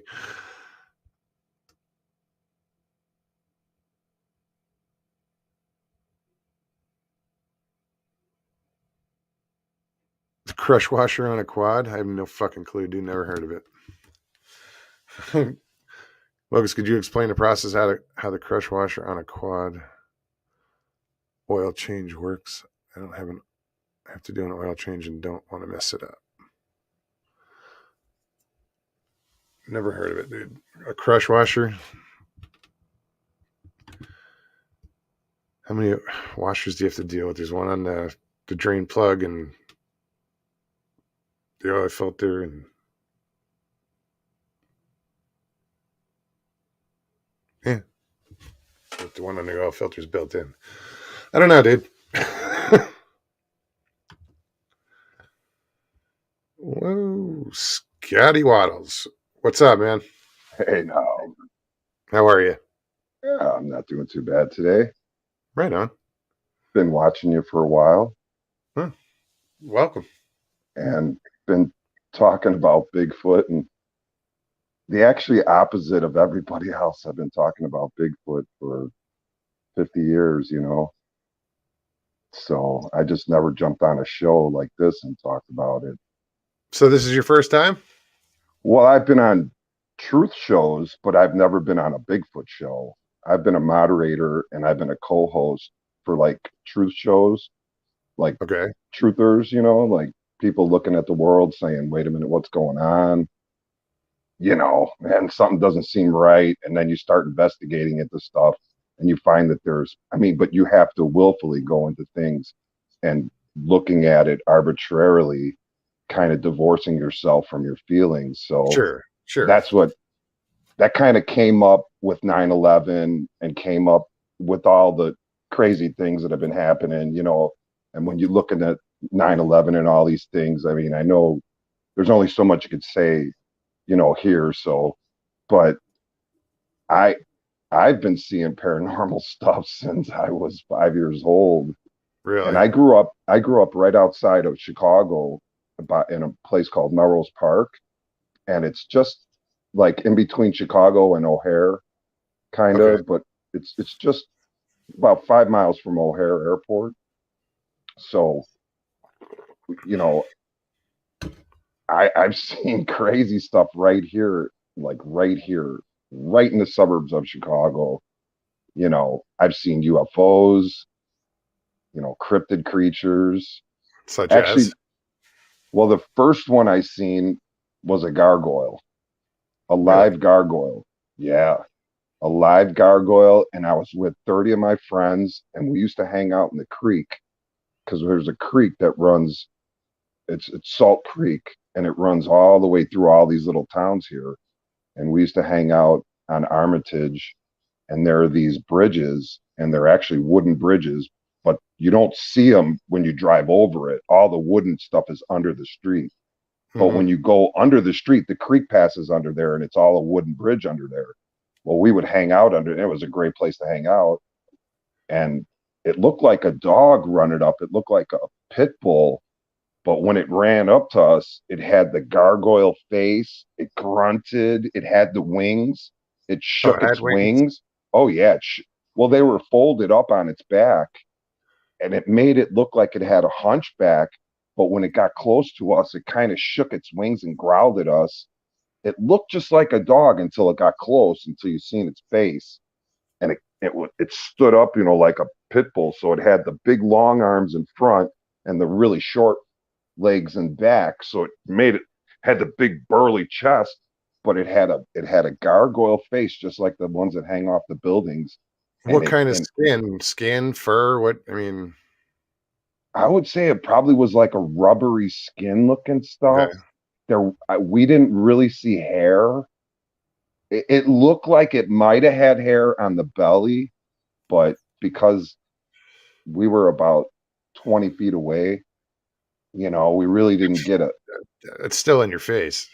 Everybody, there was 30 of us just standing. We're children, I mean, we're probably like 9 years old, 10 years old. We weren't drunk. We weren't stoned. We were totally sober. So that was the first thing. But you get some Mothman reports out of the Chicago area. Well, and I've seen a lot of other stuff. I've seen Thunderbirds here. I've seen 2 giant black Thunderbirds on the Des Plaines River, not far from that place. The same place, not the 2 towns over from Melrose Park, which is River Grove. And the Des Plaines River there's a woods that goes along the Des Plaines River there. And I do a lot of rock hunting and crystal hunting. And I just do a lot of kind of non-aggressive hunting of stuff. I just go out and look for things, and I'm going to start metal detecting. That was be the progression of it. Sure. But I've always just gone out and looked at things and hunted, and just a little different than everybody else. Everybody's fishing, and I'm looking in the shore to see, is there more than fish under there? I've always had it. Is the Loch Ness monster under there? Is the creature from the Black Lagoon under there? Or what do we got going?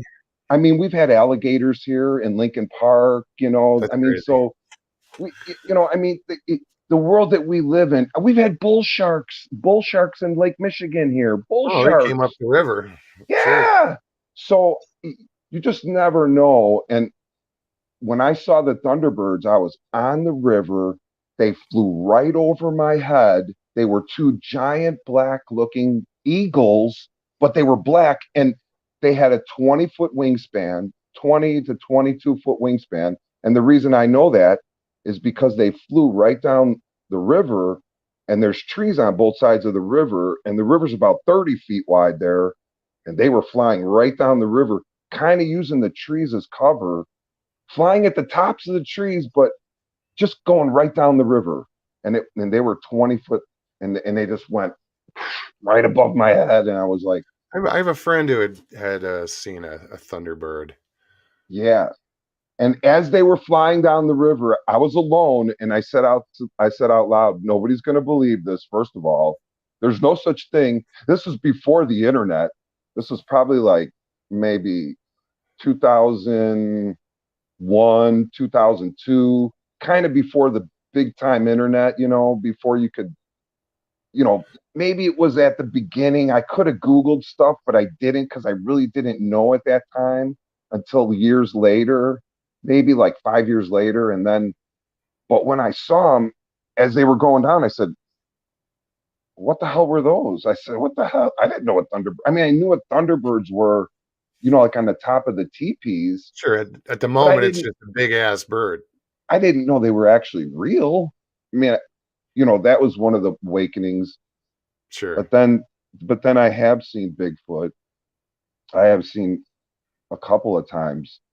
When I was a trucker, I definitely seen a Bigfoot. But since then, I've noticed everywhere, because I was a trucker and I went to all 48 states. So you just start to see the evidence in the woods. You start to see the trees that are woven together. You start to see the basket-like structures that are made out of logs, but they're like a basket, and they're stuck in the ground. Upside down basket is the only way I can describe it, but big enough to where I can walk into it. But it's like a basket, like a woven basket, that you would buy, but without the handle, and then you'd turn it upside down and jam it in the ground, and then cut a hole in it, and so it's like like a basket, but big enough for me or you to walk in it, and you go in there and you try to, move these logs around, and you're like, well, I can't, five of us couldn't bend these logs like this. It's like, and we would play it. Yeah. They're all over the woods here, and we would play in these things. The one is famous right here. Well, another thing is there's the hills. There's all the hills in Illinois, and we have 3 different size hills everywhere in Illinois, which is part of the hill people, which was like the first rabbit hole that I went down, because I started lore. Well, because they're everywhere. They're in the woods, they're in the playgrounds, they're in all recreational areas. They have these hills, and we have 3 of them right here in the woods. One of them's called the Hidden Hill. It's hidden one of them's right out in the open, and they're the same size as all the hills, all over the country and down in Mexico that they claim the giants were buried in, or whatever was buried in them. Some people say, no, it was just the Native Americans, but I seem to think there was a race of giants that lived here, that were 19 feet tall, maybe to 30 feet tall, the tallest ones, that actually there's evidence, which was part of what we unraveled with the truther community, is when you look all over the world, there's buildings all over the world that have doors that are 20 feet tall, that are 10 to 20 feet tall, that are made out of metal and wood, and that we come in and we cut a little 6-foot door in them, and they're all over the world. And they're in the Vatican, they're in Italy, they're right here in Chicago. And you don't notice them because they're so big of a door, but you go up to it and it's a door, it's got hinges on it. It's 25 feet tall. Now, 1 or 2 of those, I would say, well, we did it for bravado. We did it because we wanted to look cool. But when you see thousands of them around the world, and you're like, and the windows start at 6 feet and they go up to like 20 feet, or they start at 6 feet and they go to 10 feet. And so you go up to the window and you have to jump up to look out the bottom of it, and they're buildings. And so that's kind of what, and so I went to dig into that hill, and I got run over by a truck that day. And wow. Yeah. So it was kind of like, I got down and started getting to where I started finding artifacts in the hill, and it was the little hidden hill in the woods. And it started the pouring rain, because I went in the rain, because you got to be afraid of, the forest rangers. If they catch you digging, you'll get arrested. You'll get arrested for digging in this hill. That's how serious they are about. But I said, I'm going to find out what's in this hill, because, the lure and all the, what I was learning at the time when I finally did start looking at it in the internet, because these hills are everywhere. There's 1,000 of them from here to the lakefront, and they always build a park or something around them. Then we started to look at golf courses, and cemeteries are hiding stuff, and it's just hiding a brilliant age that was before us, that we come off of this brilliant civilization that built all these buildings around the world that look like castle structures. They're in all the cities, and we don't build like that. They have giant towers, and they have ethereal little spires all over them, like the cathedrals and everything. And those are energy gathering buildings that pull the energy right out of the sky. And what we started learning is, like, with all like Commonwealth Edison and all these people that provide electricity for us, like the electricity that's operating everybody that has an outlet in their house all around the world, that power goes back to a transformer field in a company that claims that they don't make the power, they just deliver it. but your wires go underneath the transformer field that's right behind their building, and they don't go nowhere else. They can talk about a grid, but what I'm saying is when you ignite that, when you take the little bit of power that we do create off of natural gas and other things like coal, and you ignite these transformer fields, they pull the energy right out of the sky. The size of the transformer field is how much energy they're sucking out of the sky, jamming it right into the wires that terminate directly underneath. Because I work for ComEd. I've been an electrician. I was in 134 for like 12 years, and I worked underneath all those buildings.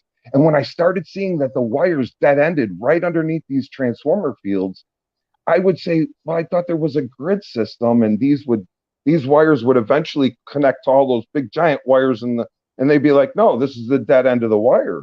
And I'm like, so where does the power come from? And they're like, we can't talk about that because we don't make power here, we deliver it. And I'm like, yeah, but then you just told me the wire's dead end underneath your property here, under this transformer field, which is the boxes that have the spires on them, that have all the little, they look like the cathedral ceiling. If you look at the cathedrals, they have the same design angles that the cathedrals do, that all the buildings we're talking about.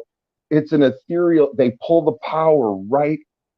In other words, if you look at Chicago and you look at all the buildings in Chicago, if we were running 100% off of coal, there would have to be a dirty coal plant every other block that those wires terminated under, because the amount of power that's in Chicago doesn't justify the amount of power that they say is created by coal and by natural gas. And when I look it up and do the homework on it, ComEd won't take my phone calls anymore because I keep asking them. I'm a certified electrician for 134, and I have serious questions about how our power is being created.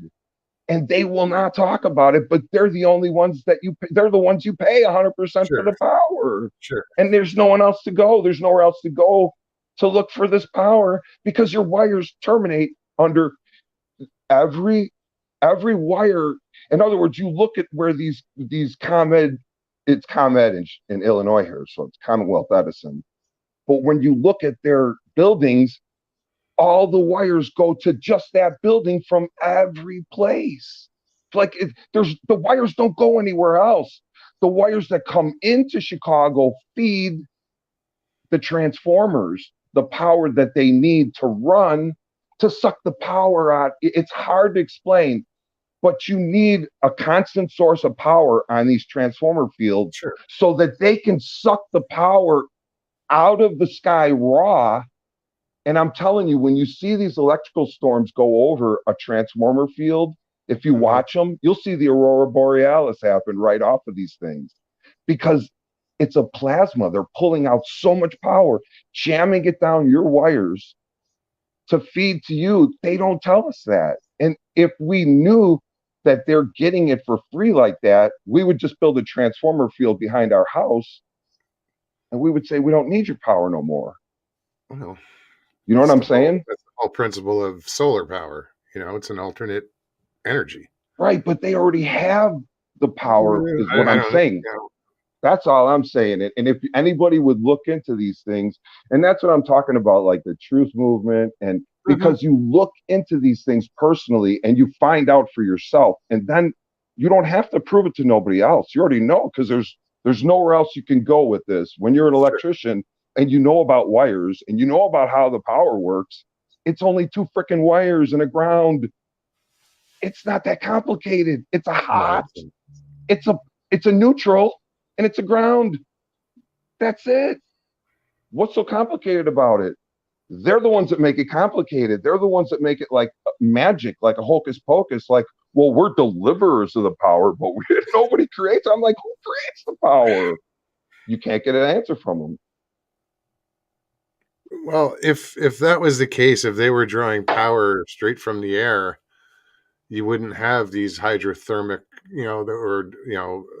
these dams that are producing, Well, I'm not saying everywhere does it. I'm saying in big cities like Chicago, in places where huge cities, Detroit, Chicago, all these giant cities where if you count the amount of buildings from here to the Lake Michigan, I mean, it's uncountable. It's billions and billions of buildings with billions and billions of wires coming from them. And they cannot answer for the amount of power that it takes when you just simply take the amount of power that your household uses and you get charged for and times it by every house that you could see on Google Earth. It starts to get asked. You can't keep the numbers after so long. It's billions of homes, billions of wires. I'm just saying, just in Chicago. Yeah, but don't pay the bill. They'll keep track of it for you. Well, I'm just saying. It's a crazy world, and just like with Bigfoot, just like with the paranormal, just like with I've seen dragons. I lived in Florida. I lived in Daytona, and I seen a water dragon. I seen a dragon swimming in the water. A girl was right there, and a guy was right there. We all seen it. We weren't hallucinating. I've seen things that, but when you see so many times, one after another, and gets weirder. You're like, wait a minute, you know what I'm saying? Yeah, and so that's what drove me down like this to be a truther, was that I kept seeing these crazy creatures, and just stuff in Lake Michigan, we saw this giant freaking fish that it was bigger than anything that could be in there. It was longer than 12 feet, which could be a sturgeon. Yeah. I mean, the biggest sturgeons are 12 to 13 feet. This thing was like 22 feet, and it was a fish, and I don't know what the hell it was. I never seen nothing like it. And people were all standing right there. And what do you do with that? Where does it go? It doesn't go anywhere. It doesn't, you know what I'm saying? But the people that are there know it's real, but what do you do with it? If you've only seen one paranormal thing in your life, but when you've seen 50 of them, you know what I mean? And so that's kind of where I'm at. Well, I think it's because you're open to it. And, like I've had paranormal things happen, and I pay attention, and I believe in, certain things. And I think when you're open to it, you see it more. But in your case, like I've never seen cryptids. I've never, you've seen a lot of different things. When I was in West Virginia, there's a disappearing creek in West Virginia that at certain times of the night, it just stops and doesn't go anywhere. It just goes into like the air. 1 minute it's running down and it's a creek and the water is running down the creek, and the next it just stops at this one line and just disappears. Like it should keep going. The water's flowing into nothing. It just stops, and you can only see it at night, and you have to be there on a certain day, and only the people there. They didn't tell me the secret. They took me one night though when I was in West Virginia. And I was dating a girl in Kaiser, and it's up in Kaiser. Oh, there's all sorts of crazy things in Kaiser. I mean, they talk about ghosts and all this stuff, and we saw it disappearing. I mean, the disappearing creek is one thing. That's real. I mean, that was on one of their maps that they showed me. But we saw like another day, we saw disappearing cavalry. Like she took me to a spot. This girl's name was Amber Hot, and she took me Amber Hot. Yeah, HOTT. Her name was Amber Hot, and she took me to a place that she told me that there are disappearing Civil War characters that appear here, and we saw them. I mean, we saw them. They were real.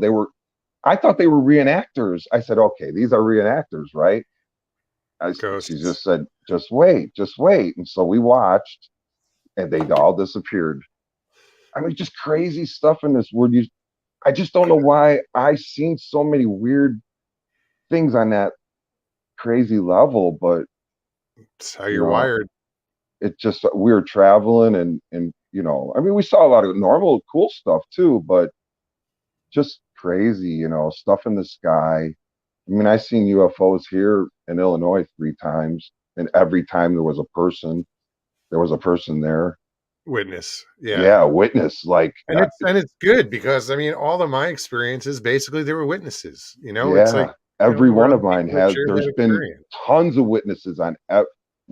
I saw two orbs when we were playing baseball when I was like 9 years old, saw an orb, and it was just up, and we were all playing baseball, like a baseball teams, like real teams. It was North Park, and we all looked up. I was the first one to see it, and it was just an orb by the sun, and it was like shiny, and it was like egg shaped, not too close to the sun, but towards the sun, kind of looked like a second sun, but it was egg shaped, and it was just sitting up there. And I pointed it out to the ref. I go, "What is that?" And I pointed out to the coaches, and everybody. They stopped the whole game. Everybody looked. We all looked and stared at it for about, I don't know, a couple minutes. And then they're just like, "Oh, it's a UFO." And we went back to playing baseball. How long did it hang out? It was there the whole game. It was there until I drove away. All those sun dogs. It's no, it was the same size as the sun. Oh, the same size? Damn. Same size in the sky, but you could tell it was closer, and it was perfectly round, and it was metal. I mean, you could see it was metal in the sky. Everybody that saw it in that baseball game, both teams, both coaches, and they all said, "Well, it must be a UFO. We don't know what the hell that is. It's metal. Everybody's like, it's metal. It's in the sky." Everybody looked at it. We all stopped. It wasn't just me, and I was like 9 years old, so what the hell do I know? The coaches were the ones that said, "Oh, it must be a UFO," and the refs, and they all joked about it, and we went back to playing baseball. It was there until we drove away in my mom's car. I mean, it was still there as I was looking out the window. And we just saw all sorts of crazy stuff, I mean, just more than once I seen them. I saw another orb later on in life as an adult, and I saw another craft here in Illinois that had people in it. The last one I saw, and it was by an airport. It was by Milwaukee Airport. That one had like military people in it, and that one I think had little people in there. And at the time I called them little people, but the more I think about it, they were probably like an ET figure or something. It was really bizarre. And that I was with a girl, and we pulled over with like 10 other cars. We all got out. We all started taking pictures with our cell phones, but because it was night, none of them showed up. Everybody was freaking out because you could see the people in the windows, and it was like 6 of us standing on the side of the road. It was Willow Road, and we're all just freaking out. And like, why does this shit happen to me? Like, what the like everybody? It happened to everybody there. What did the craft look like? It looked like a soccer ball. And you know how the soccer ball has the shapes that make up the panels? Those were what the windows were. And there were 3 windows on top and 3 windows on bottom. And if you look at a soccer ball, you can split it in half. And there's like those shapes on top and those shapes on bottom. And it makes up the whole. And that's what it was. It was 3 windows and 3 windows that were actually windows, but the rest of them were panels, and it looked like a giant soccer ball, but it was red. It was like burgundy red, and the windows were like black. They weren't clear, but you could see through the black panels to see figures on the other side. It was really bizarre looking. It was like looking into a black window, but you could see through it. Yeah, it was really weird. And I mean, that was the weirdest one because the other 2 were just orbs. The second orb that I saw went through a cloud and burned a hole in the cloud, though. That happened in Illinois. That happened right here in Chicago. And it was just an orb. It was the same one like the orb I saw in the baseball, but it burned a hole right through the cloud perfect.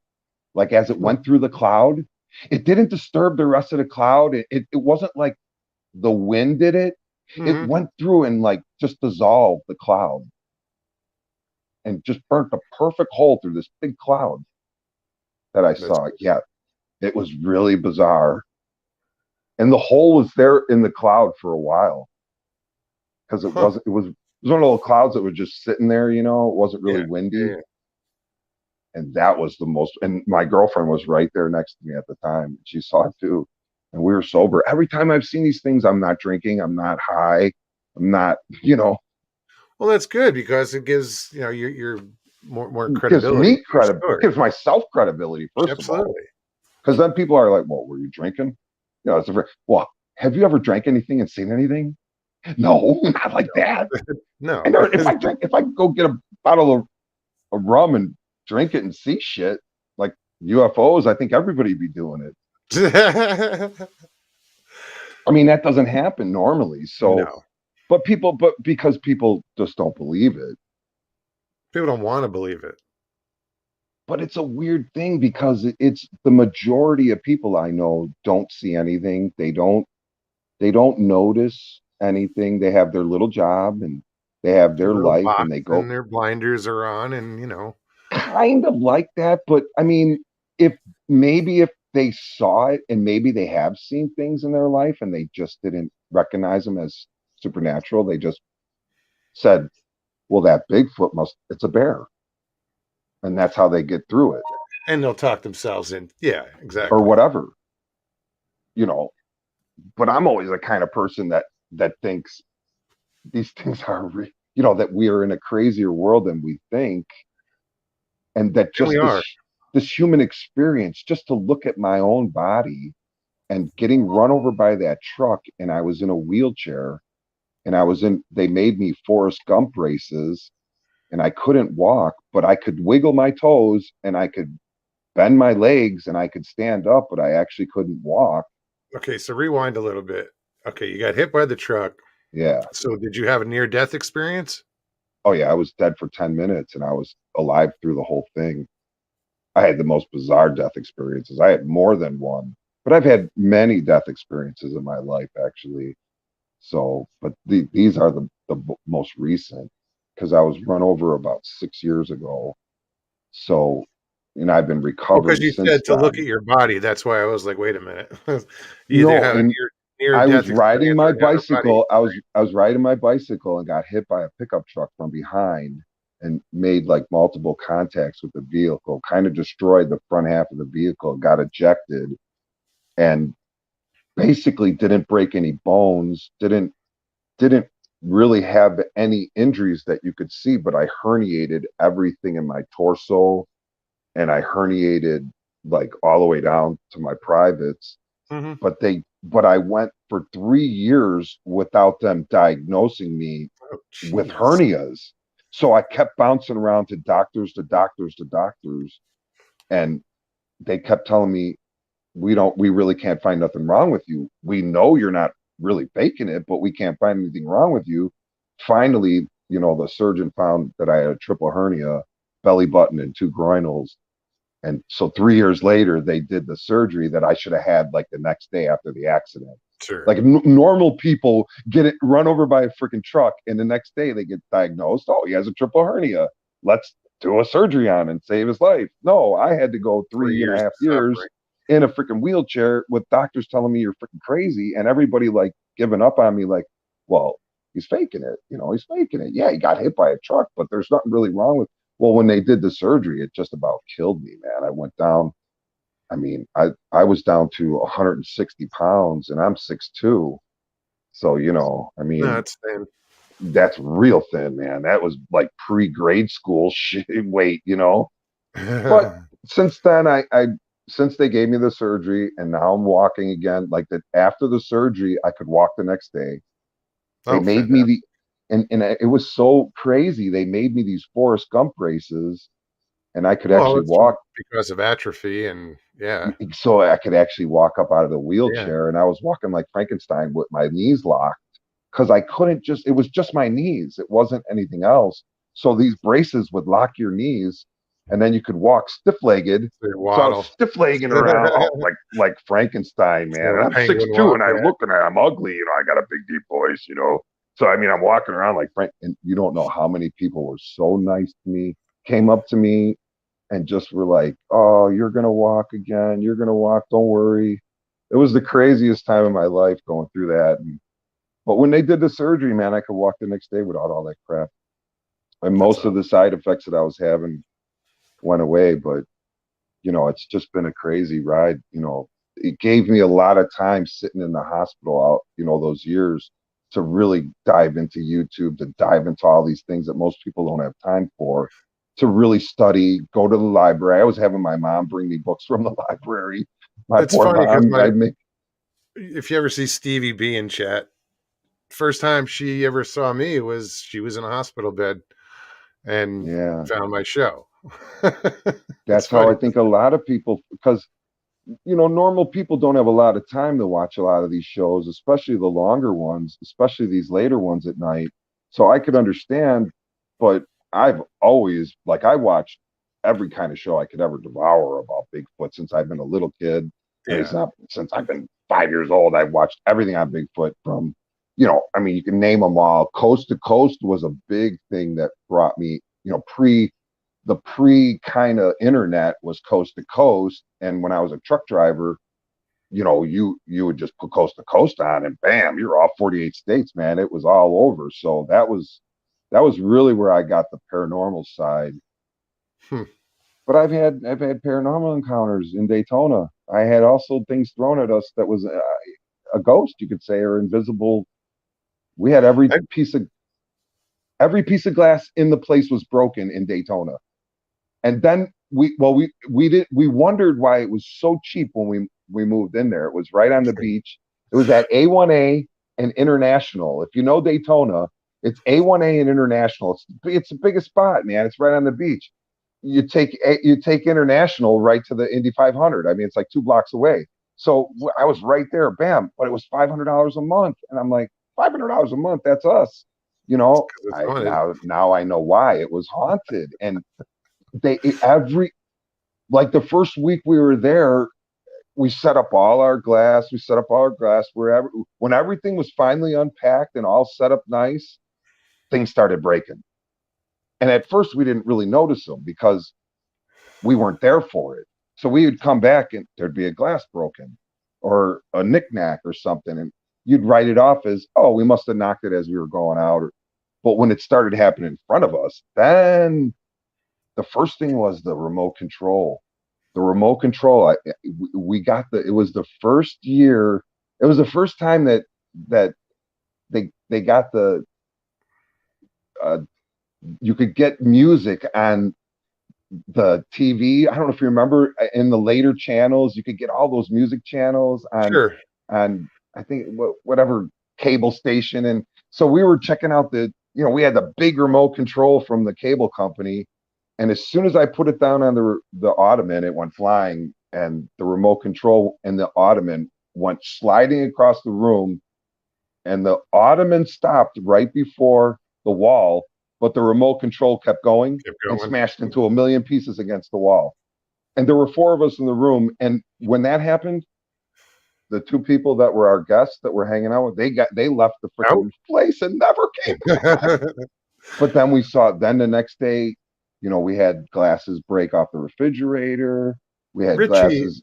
Richie Evans in chat. They have a bar in their house, and they had it was glass, but it was sitting up on I don't remember exactly what it was. He'll probably correct me, but there was something sitting up on a shelf, on a glass shelf, and it got knocked off, but there was there was dust on that shelf. Right. No, this was picked up. Other glasses next to it where it had to be picked up, pulled up. That's how it was on this stuff. That's how it was on some of this stuff too, but we were standing there for some of it. I mean, the last thing that happened was we were cooking pasta, and I'm half Italian, so I cook pasta. I cook the best pasta, man. And I was cooking my pasta in the kitchen, and we went to get, both of us were standing there, me and this girl Amber, we were standing there, and we went to get a plate out of the cabinet. The cabinet opened up, hit us in the hand. The plate came out of the thing and smashed at our feet. And I'm not even joking you. Both of us, because we were going to plate it up. So we were ready to plate it up. And I go, okay, get a plate. And we both went to reach for the plate at the same time, standing next to each other. And you know how you got the double cabinets, and they kind of magnets hold them shut, Well, the plate knocked them open as it came out and smashed at our feet. and I had shards of glass stuck all in my feet. And that's when I said, I'm out of here. I said, I can't just, this is crazy. It's starting to get violent. Yeah, like I got to pull glass out of my feet. I was bloody, you know.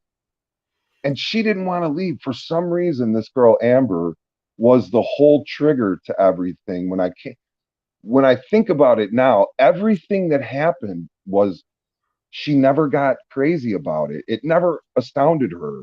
It was probably her attachment. Well, she always claimed that she could move things with her mind after that, but I never put the two together. Like, was it the paranormal stuff following her around, or can we go? In other words, can we go back to that house today in Daytona? Because the next guy do a paranormal and find out has there been a long string of people that have had things broken in there? Because that's what we found out at that time, that we weren't the first people by the owner, and then they it probably said this wasn't her. It was the haunted house. You know, the building itself was haunted. It was just weird. It was just really weird because the people that had left there had left in such a hurry. They left all their belongings behind. They left like nice stuff too, like nice stuff. But that's got to be nice stuff. I'm not talking about crappy stuff. I'm talking about tools and really good stuff. Because when we came in there, it was like sort of packed too. It wasn't like garbage, you know. Like, and we were like, well, why is all this stuff here? And they're like, oh, the last people left it. And then we found out they left kind of in a hurry. Well, yeah, there's got to be something severely traumatic, or so make somebody leave like that. And like, I found your channel through a channel called AAP. I don't know if you ever heard of AAP, but I found you guys through AAP, which is Bigfoot Anon. I don't know, Bigfoot Anonymous. Oh yeah, Connor. So AAP kind of connected me through here, and that's how I found your channel months ago. And they have the paranormal searchers there. I would like to see them go into a place like that I know is freaking haunted in Daytona, you know, that I know. Well, we have them here in Chicago. I mean, there's a whole ghost tour here in Chicago. You could do a cemetery tour, and you know, that's been going on here for 40 years. They had the ghost tours. They actually have a bus you can get.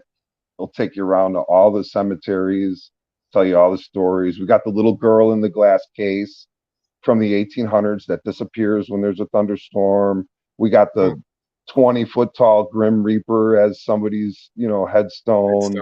And they take you to all these places that, there's a cemetery out in O'Hare Airport that has real old 1700, graves from the 1700s. And there's not many of those graves around here from the 1700s left, for some reason. You see them in the 1800s, but there was like these hidden graveyards in all the woods here.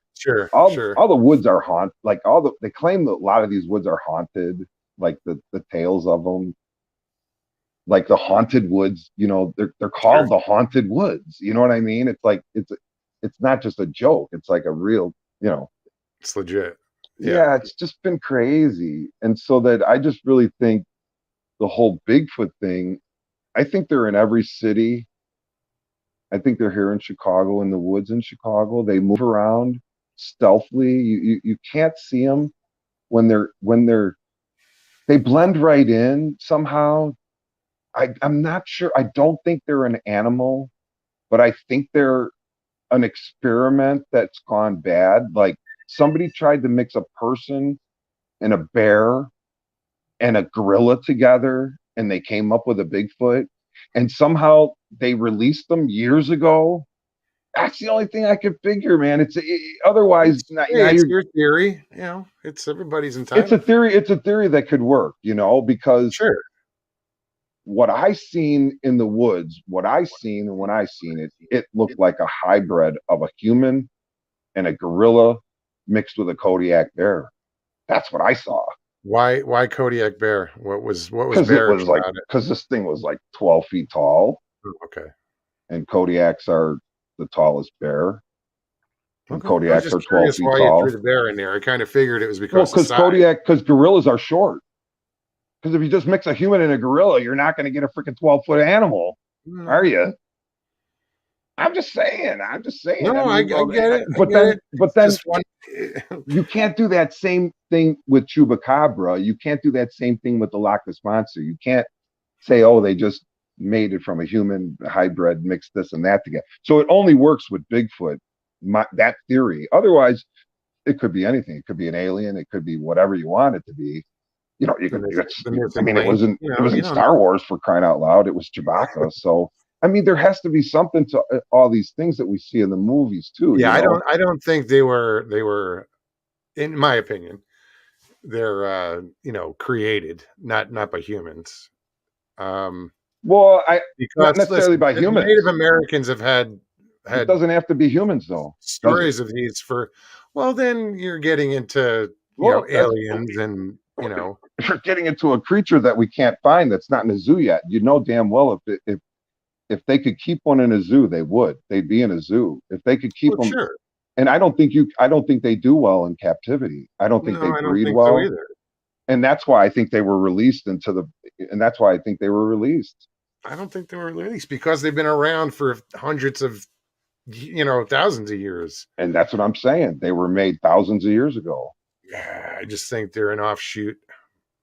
I'm just saying, as we go back in time, we get smarter as a people. We don't get stupider. There's no such thing as a caveman. There's no such thing as going back in time to the first caveman that's knocking stones against each other.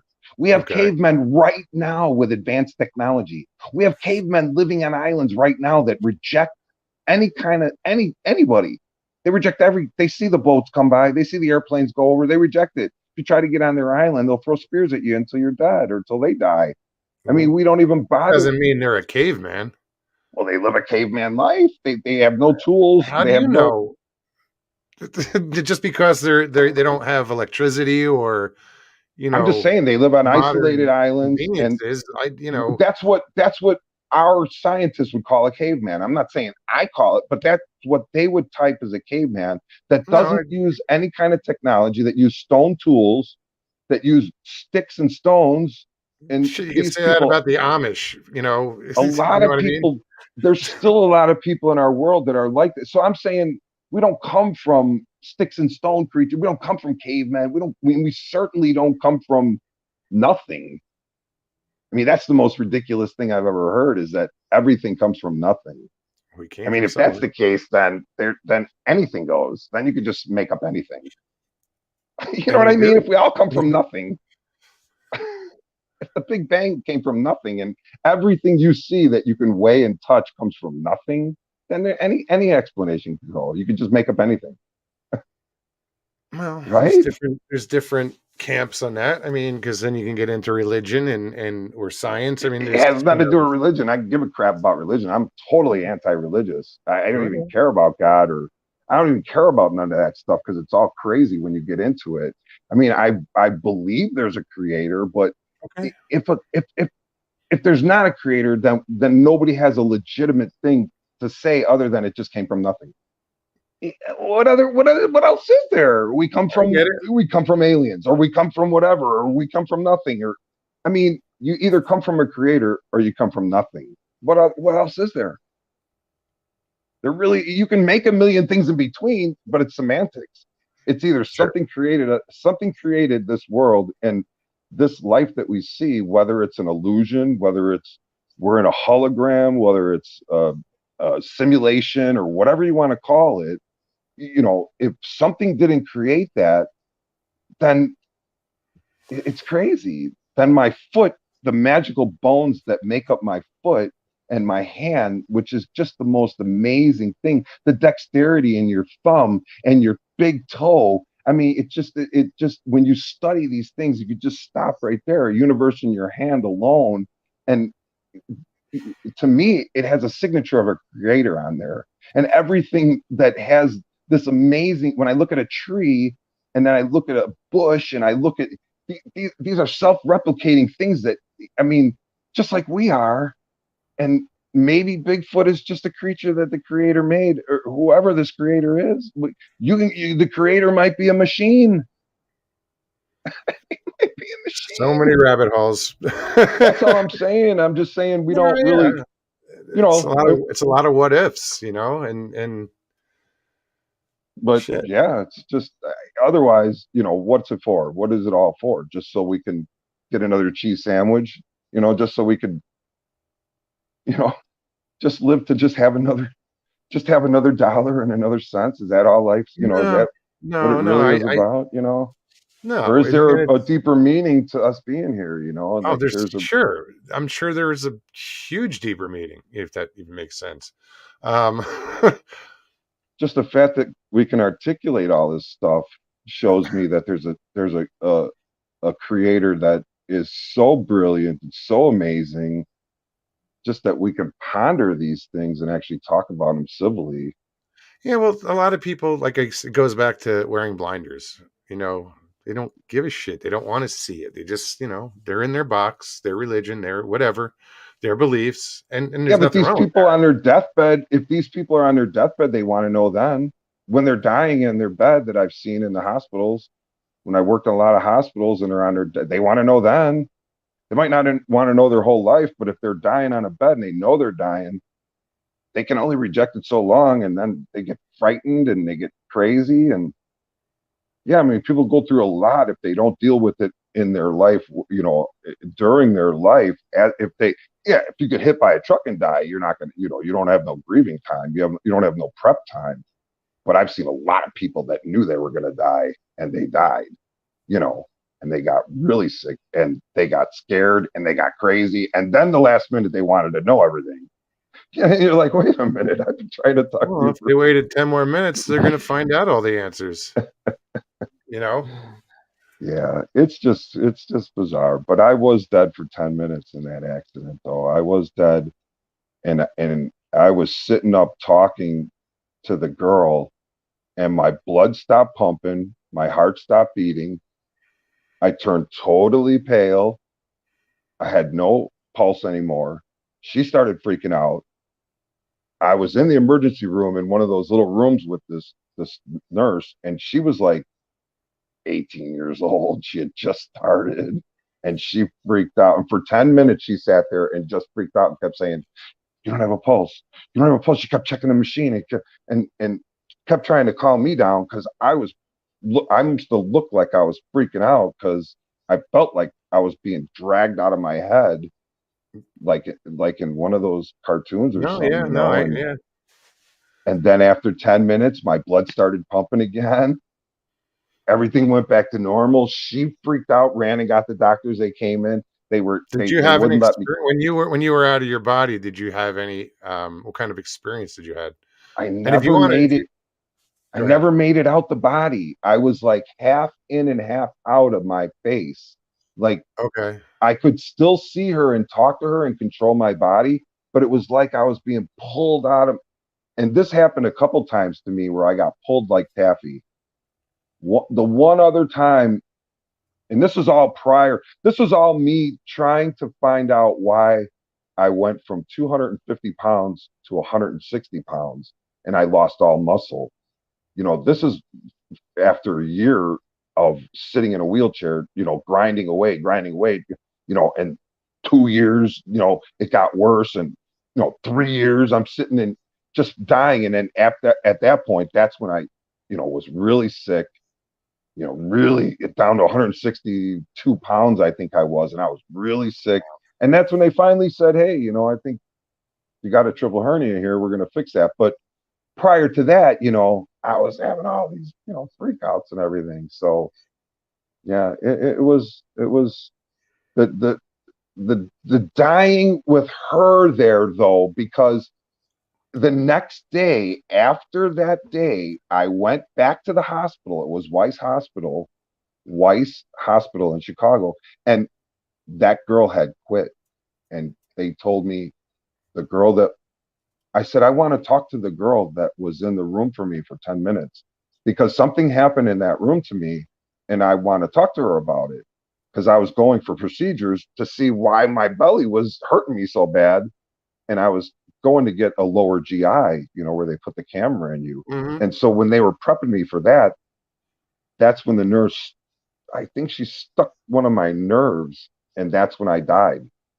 That nurse, like, went to stick me with a needle and hit my hand, and that's when I freaking died. And so it was just a crazy experience. When I came back, she freaked out, and they said that she quit and she'd never come back to work. So she's seen something bizarre that day, because she was freaking out. And it must have showed on my face, because she just kept repeating over to me that there's no blood. Your blood's not, there's no pulse. There's no, and she was just 18 or 19 years old, I'm sure she didn't expect to see a dead person and talk to him for 10 minutes that day. So that was the craziest. But I had the croup growing up, so I had died as a child. I had died a couple of times with the croup, with my, being rushed to the hospital because I had bronchitis real bad, and my tube would just close up, and then I would turn blue, and then they would rush me to the hospital, and so I died a couple times like that, where I wasn't pronounced dead, but I was dead. Pammy says it's called PEA. It's a cardiac thing that happens. Oh, no kidding. Yeah. I never heard Pammy's worked in a hospital for 33 years. Oh, yeah. Some bizarre things happen to me. She's also my sister. Oh, that's cool.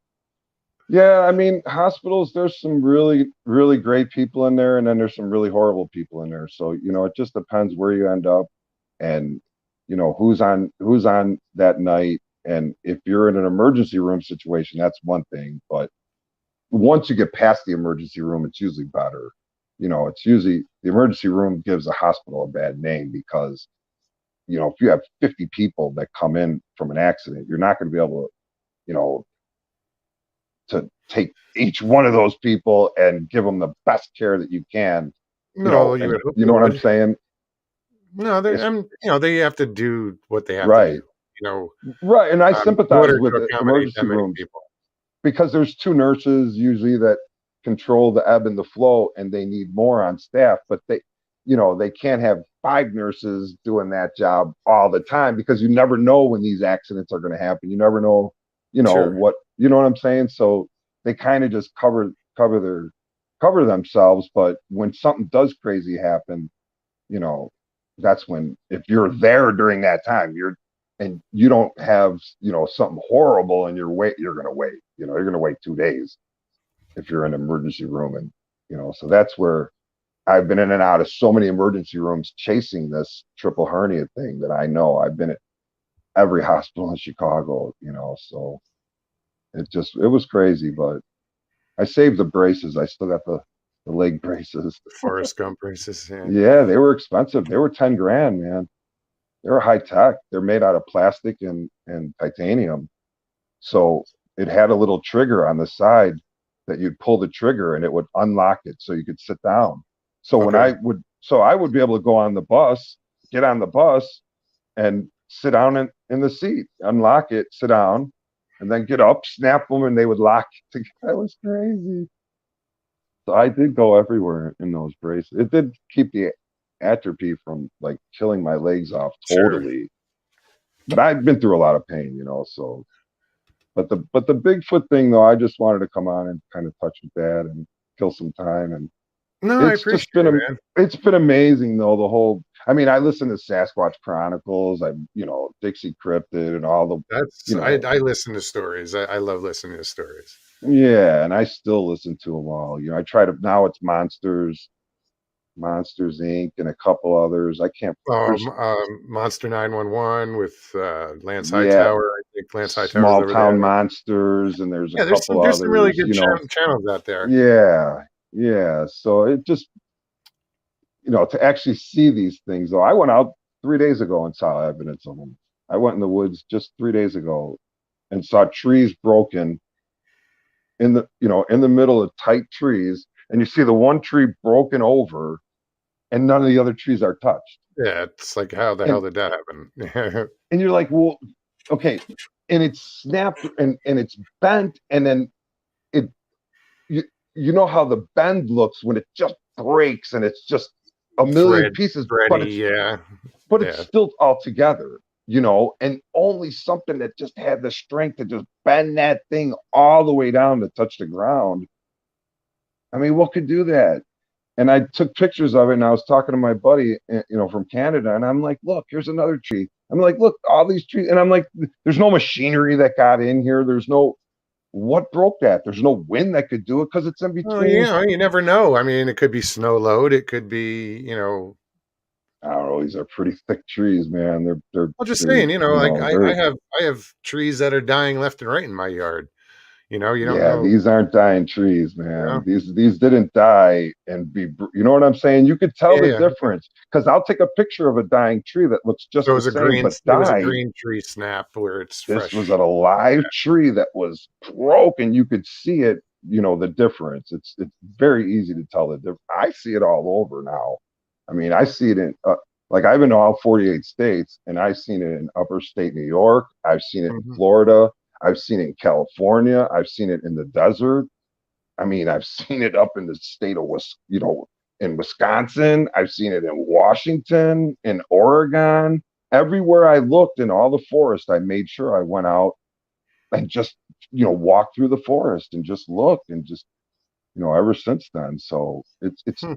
like I said, when it's just once or twice, that's one thing. But when you see it over and over and over, the same Yeah, exact it's not a thing, coincidence anymore. yeah, this just becomes Once or twice, it's like, oh, it's a coincidence, and I then mean, no. for me, it's just paranormal. It's just like I expect something to happen all the time. I've seen the moon do Paranormal crazy. doesn't bother me at all. It doesn't freak I've me seen the out. moon You and know, sun do crazy things. I've seen stars do crazy things. I've seen, you know, insanity in the sky that, you know, you can't even begin to talk about because unless you see it, you just can't describe the crazy stuff that even no, more than just paranormal. It's like, yeah, I seen the moon disappear and reappear and all sorts of crazy stuff. But I've been watching the moon for years, man. I've been watching the movements of the moon. That thing moves weird, man. If you watch it in real time, and most people don't have that kind of time, but if you sit there for like 2 hours and just don't take your eye off the moon and you use something to kind of like put something out in front of you to kind of like a windowsill or something to a kind of focal point. a focal point to keep it, and you'll see the movements of the moon against that focal point, whether it be a screen or it does the craziest movements. It doesn't look like it's a planet going along. It wiggles, it shakes, it goes Well, backwards. considering it circles the Earth in a, it doesn't even rotate. It's in a flat spin. It's in a flat orbit. You know, that's It's why the weirdest thing. you I only don't, I see mean, one side of the moon. That's why they have I the see dark. no evidence that we're on a spinning ball when I look into it. I see no evidence that we're on a spinning ball and that what we stand on is what they say is a planet. I don't see any curvature at all. I've been to all 48 states and I don't see any curvature at all. There's no measurable curve in the earth at all. You're not going to go with the flat Earth theory, are you? I don't know. I'm just saying, I don't see a curve. I don't see a curve in it. And if you don't see the curve, it's not measurable, then what is it? I mean, if you can't measure the curve, if we're on a ball, you should be able to measure it. You should be able to Yeah, measure the but curve. you're You not high can't. enough to see it. You can't measure it. There's no way to measure it. Just no way, man. When you drive from California all the way to New York on a highway nonstop, and you're not on a spinning ball, man. You're not. How does water stick to a spinning ball? How does when you look at a lake, Is it? how does water stick on the side of a spinning ball, man? And just be so plastic. Go look at a lake and say It's that's a gravity. spinning ball. That's what magical gravity that you can mist water in the air. And if this gravity is so powerful with water, why can I mist it in the air and the water beads just float around nicely? Why doesn't it get all sucked down to the floor quickly? Like if gravity is so strong and it keeps that water, so why can I jump up in the air then? If I'm 80 some percent water, why aren't I sucked to the ground, sucked to the ball on the side of the ball like this water is? You How does can't use. You can't use. Well, I mean, you're It's the same thing, though. And then they say that the reason your compass points north is because there's a burning ball of hot magma, an iron core in it that's molten, that creates magnetic force. But on Earth, anything that's molten, especially iron, cannot hold a magnetic charge without some kind of supernatural thing affecting it. So just making iron molten and spinning it does not create a magnetic charge. So, but they say that your compass point, why does it point north if it's down below us? Because if you take a compass, it don't point down, it points north. It points north to a spot.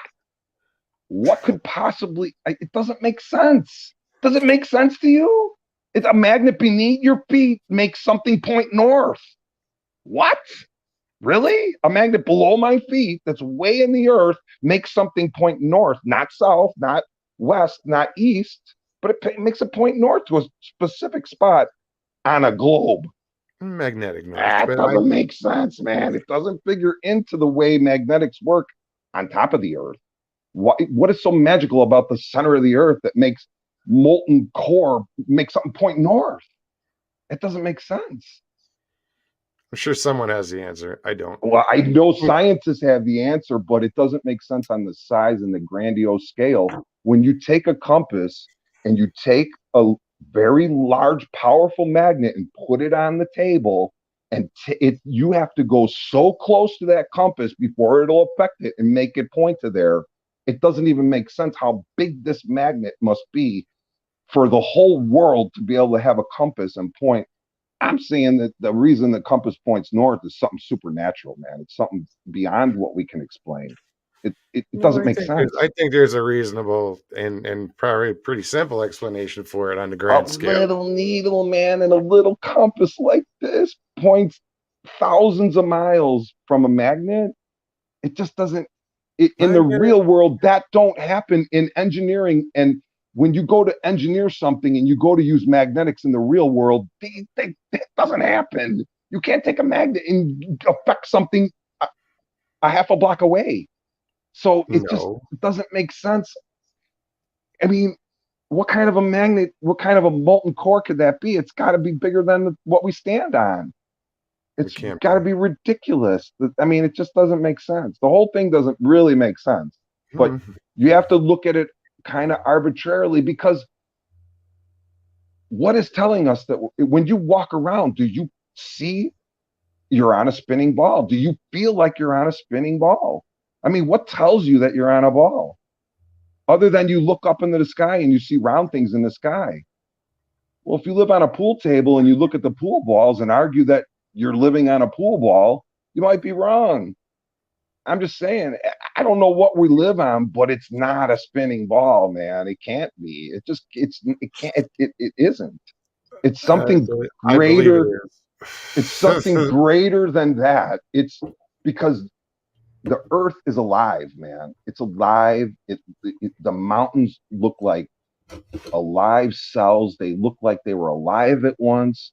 Everything has a life pattern to it. When you look at Devil's Tower and you look at all these mountain ranges, and they all have a structure that points to they were alive at one time, and they weren't what they say they are. I'm just saying, when you look at things arbitrarily, man, you look at this world and you really look at it and really go look at it and erase everything you've been taught and just look at it the way that they say, a repeatable way. Nothing makes sense, man. And everybody will just poo-poo it and say, oh, he's one of those conspiracy guys. But if you go look at it yourself and you really want to know yourself and you really investigate it, you will find the lies and you will find some truth. And you will find, like I'm saying about them pulling the electricity right out of the ether and feeding every wire in the whole world. That's happening. You could say it's not happening, but go look into it like I did and tell me something different. Come back later and tell me how the power is done then. Have these geniuses. I've asked the best, most smartest geniuses, and they can't come up with it. Nobody can come up with where it comes from. They say it comes from this and that, but it doesn't equal up when you take the wattage that Illinois says that they make that they put out from burning coal, from natural gas, from the other solar and wind power and the other couple other ways that they say that they create, the wattage doesn't equal the users. It just doesn't equal, it's not even 1/10 of what we use in Chicago.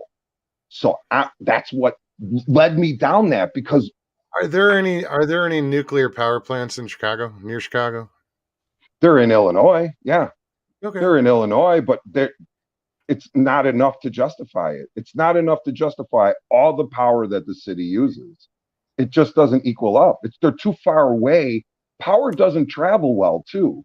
I mean, you can't send power over thousands of miles. You can't send power over hundreds of miles. You can't send power really over dozens of miles. It depends on the wire you're sending it through. I mean, the thicker the wire, the more power you can send. I mean, that's what they'll tell you. But when you try it in real life, man, I'm an electrician and it doesn't work out, man. The wire would have to be so thick and you'd have to have repeaters so often.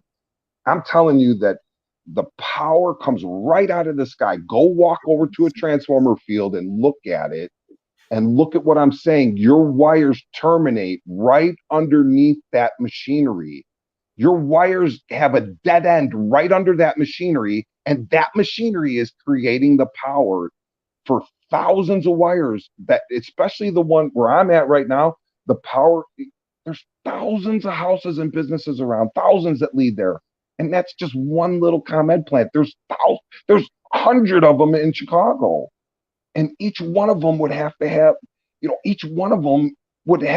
giant wires leading out to all these places that they talk about, that there's not enough wattage to cover all the wires that terminate underneath. I'm telling you, I did the math on it all. I appreciate, and the smartest people, if they can come back and tell me a way, if they can come and, but you have to really look at it. You have to know physically where how the wires are, and how they, the wires that feed into these ComEd plants aren't big enough for all the wires that terminate underneath there, the thousands of wires that terminate underneath there, and the 6 wires that come into there. It's not enough. It's just not enough power to, when you look at the businesses and you look at the fact that there's multiple story buildings and people running all the crap that we run, all the electronics that we do have phenomenal. a huge demand. Phenomenal, man. And what they charge us, and just try to ask your local people about who makes the power, where it comes from, and try to tell them, and try to work out the wattage with them. They won't do it with you. They won't work the wattage out. When you start talking numbers and you start talking, well, Illinois puts out this much, and I show that this community burns up this much, it doesn't make sense, because you're only powering enough for 10% of the people in Chicago metropolitan, but you don't have enough, it just doesn't make sense. It's that big of a gap, but nobody looks at it because people are too busy. They got to, they got to go to work. They don't give a shit where their power comes from, as long as they have the power. That's what they're paying for. Give me the power. Here's the money. If they knew it was free, if they knew it was almost free for them, and they knew it was coming right out of the sky, they might care that. They might care a little bit then, if they knew that they were paying for something so, exorbitantly marked up. It's how everything is in this world, though. They've kept everything. We're greedy people. So it doesn't surprise me on that level. But I'm just saying, if you really look into things and you really want to know things and investigate them, you will see that there's, everything that you could look into, from the Titanic to the wars that we've been in, and everything has so many lies built in it.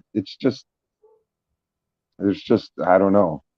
So, well, listen, dude. Anyways, Scotty, it's been a while tonight. Yeah, sorry.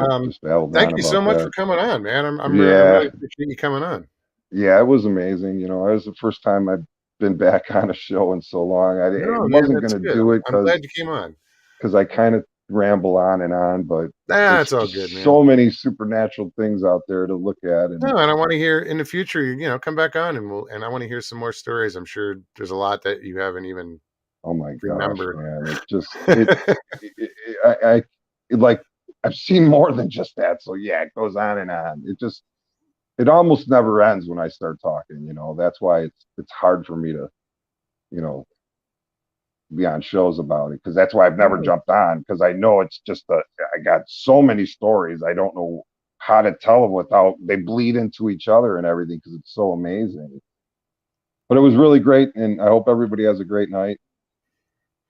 Thank you very much, man. Buzz out. Like I said, anytime you want to come back on. Cool. Yeah. Later, guys. Take care. Have a great night. Yeah, sorry guys. I saw you wanted to get Niall on, but yeah, no. It's too late for that. It's been 2 hours and 45 minutes. Damn. Wow, that was interesting. It usually is. And I hope you guys enjoyed it. Hope you had a good night tonight. Thank you guys, everybody that showed up in chat, everybody that showed up earlier. Paulie, thanks again, man. Jay, it was great seeing you. And Scotty, thank you, man. And we'll see you again soon. More than welcome to come back. If you guys enjoyed the show, please be sure to hit the like button below. If you're new, subscribe, because I'm losing them. Again, like I said, I don't give a shit. If there was 10 of you, I'd still do a show. Doesn't matter. Robert Moore, what's happening, man? Good to see you. Yeah, guys, did the whole like, share, blah, blah. What else? Oh, yeah, if you want to contribute to the channel, PayPal link will be in the description, or in any description in any of the other channels. Also in the link in the banner on the channel, on my channel. You'll see it in the lower right-hand corner. All right, guys, I will see you in 2 days, Thursday. Thank you so much, guys. I hope you had a good night. All right, guys. Peace and God bless.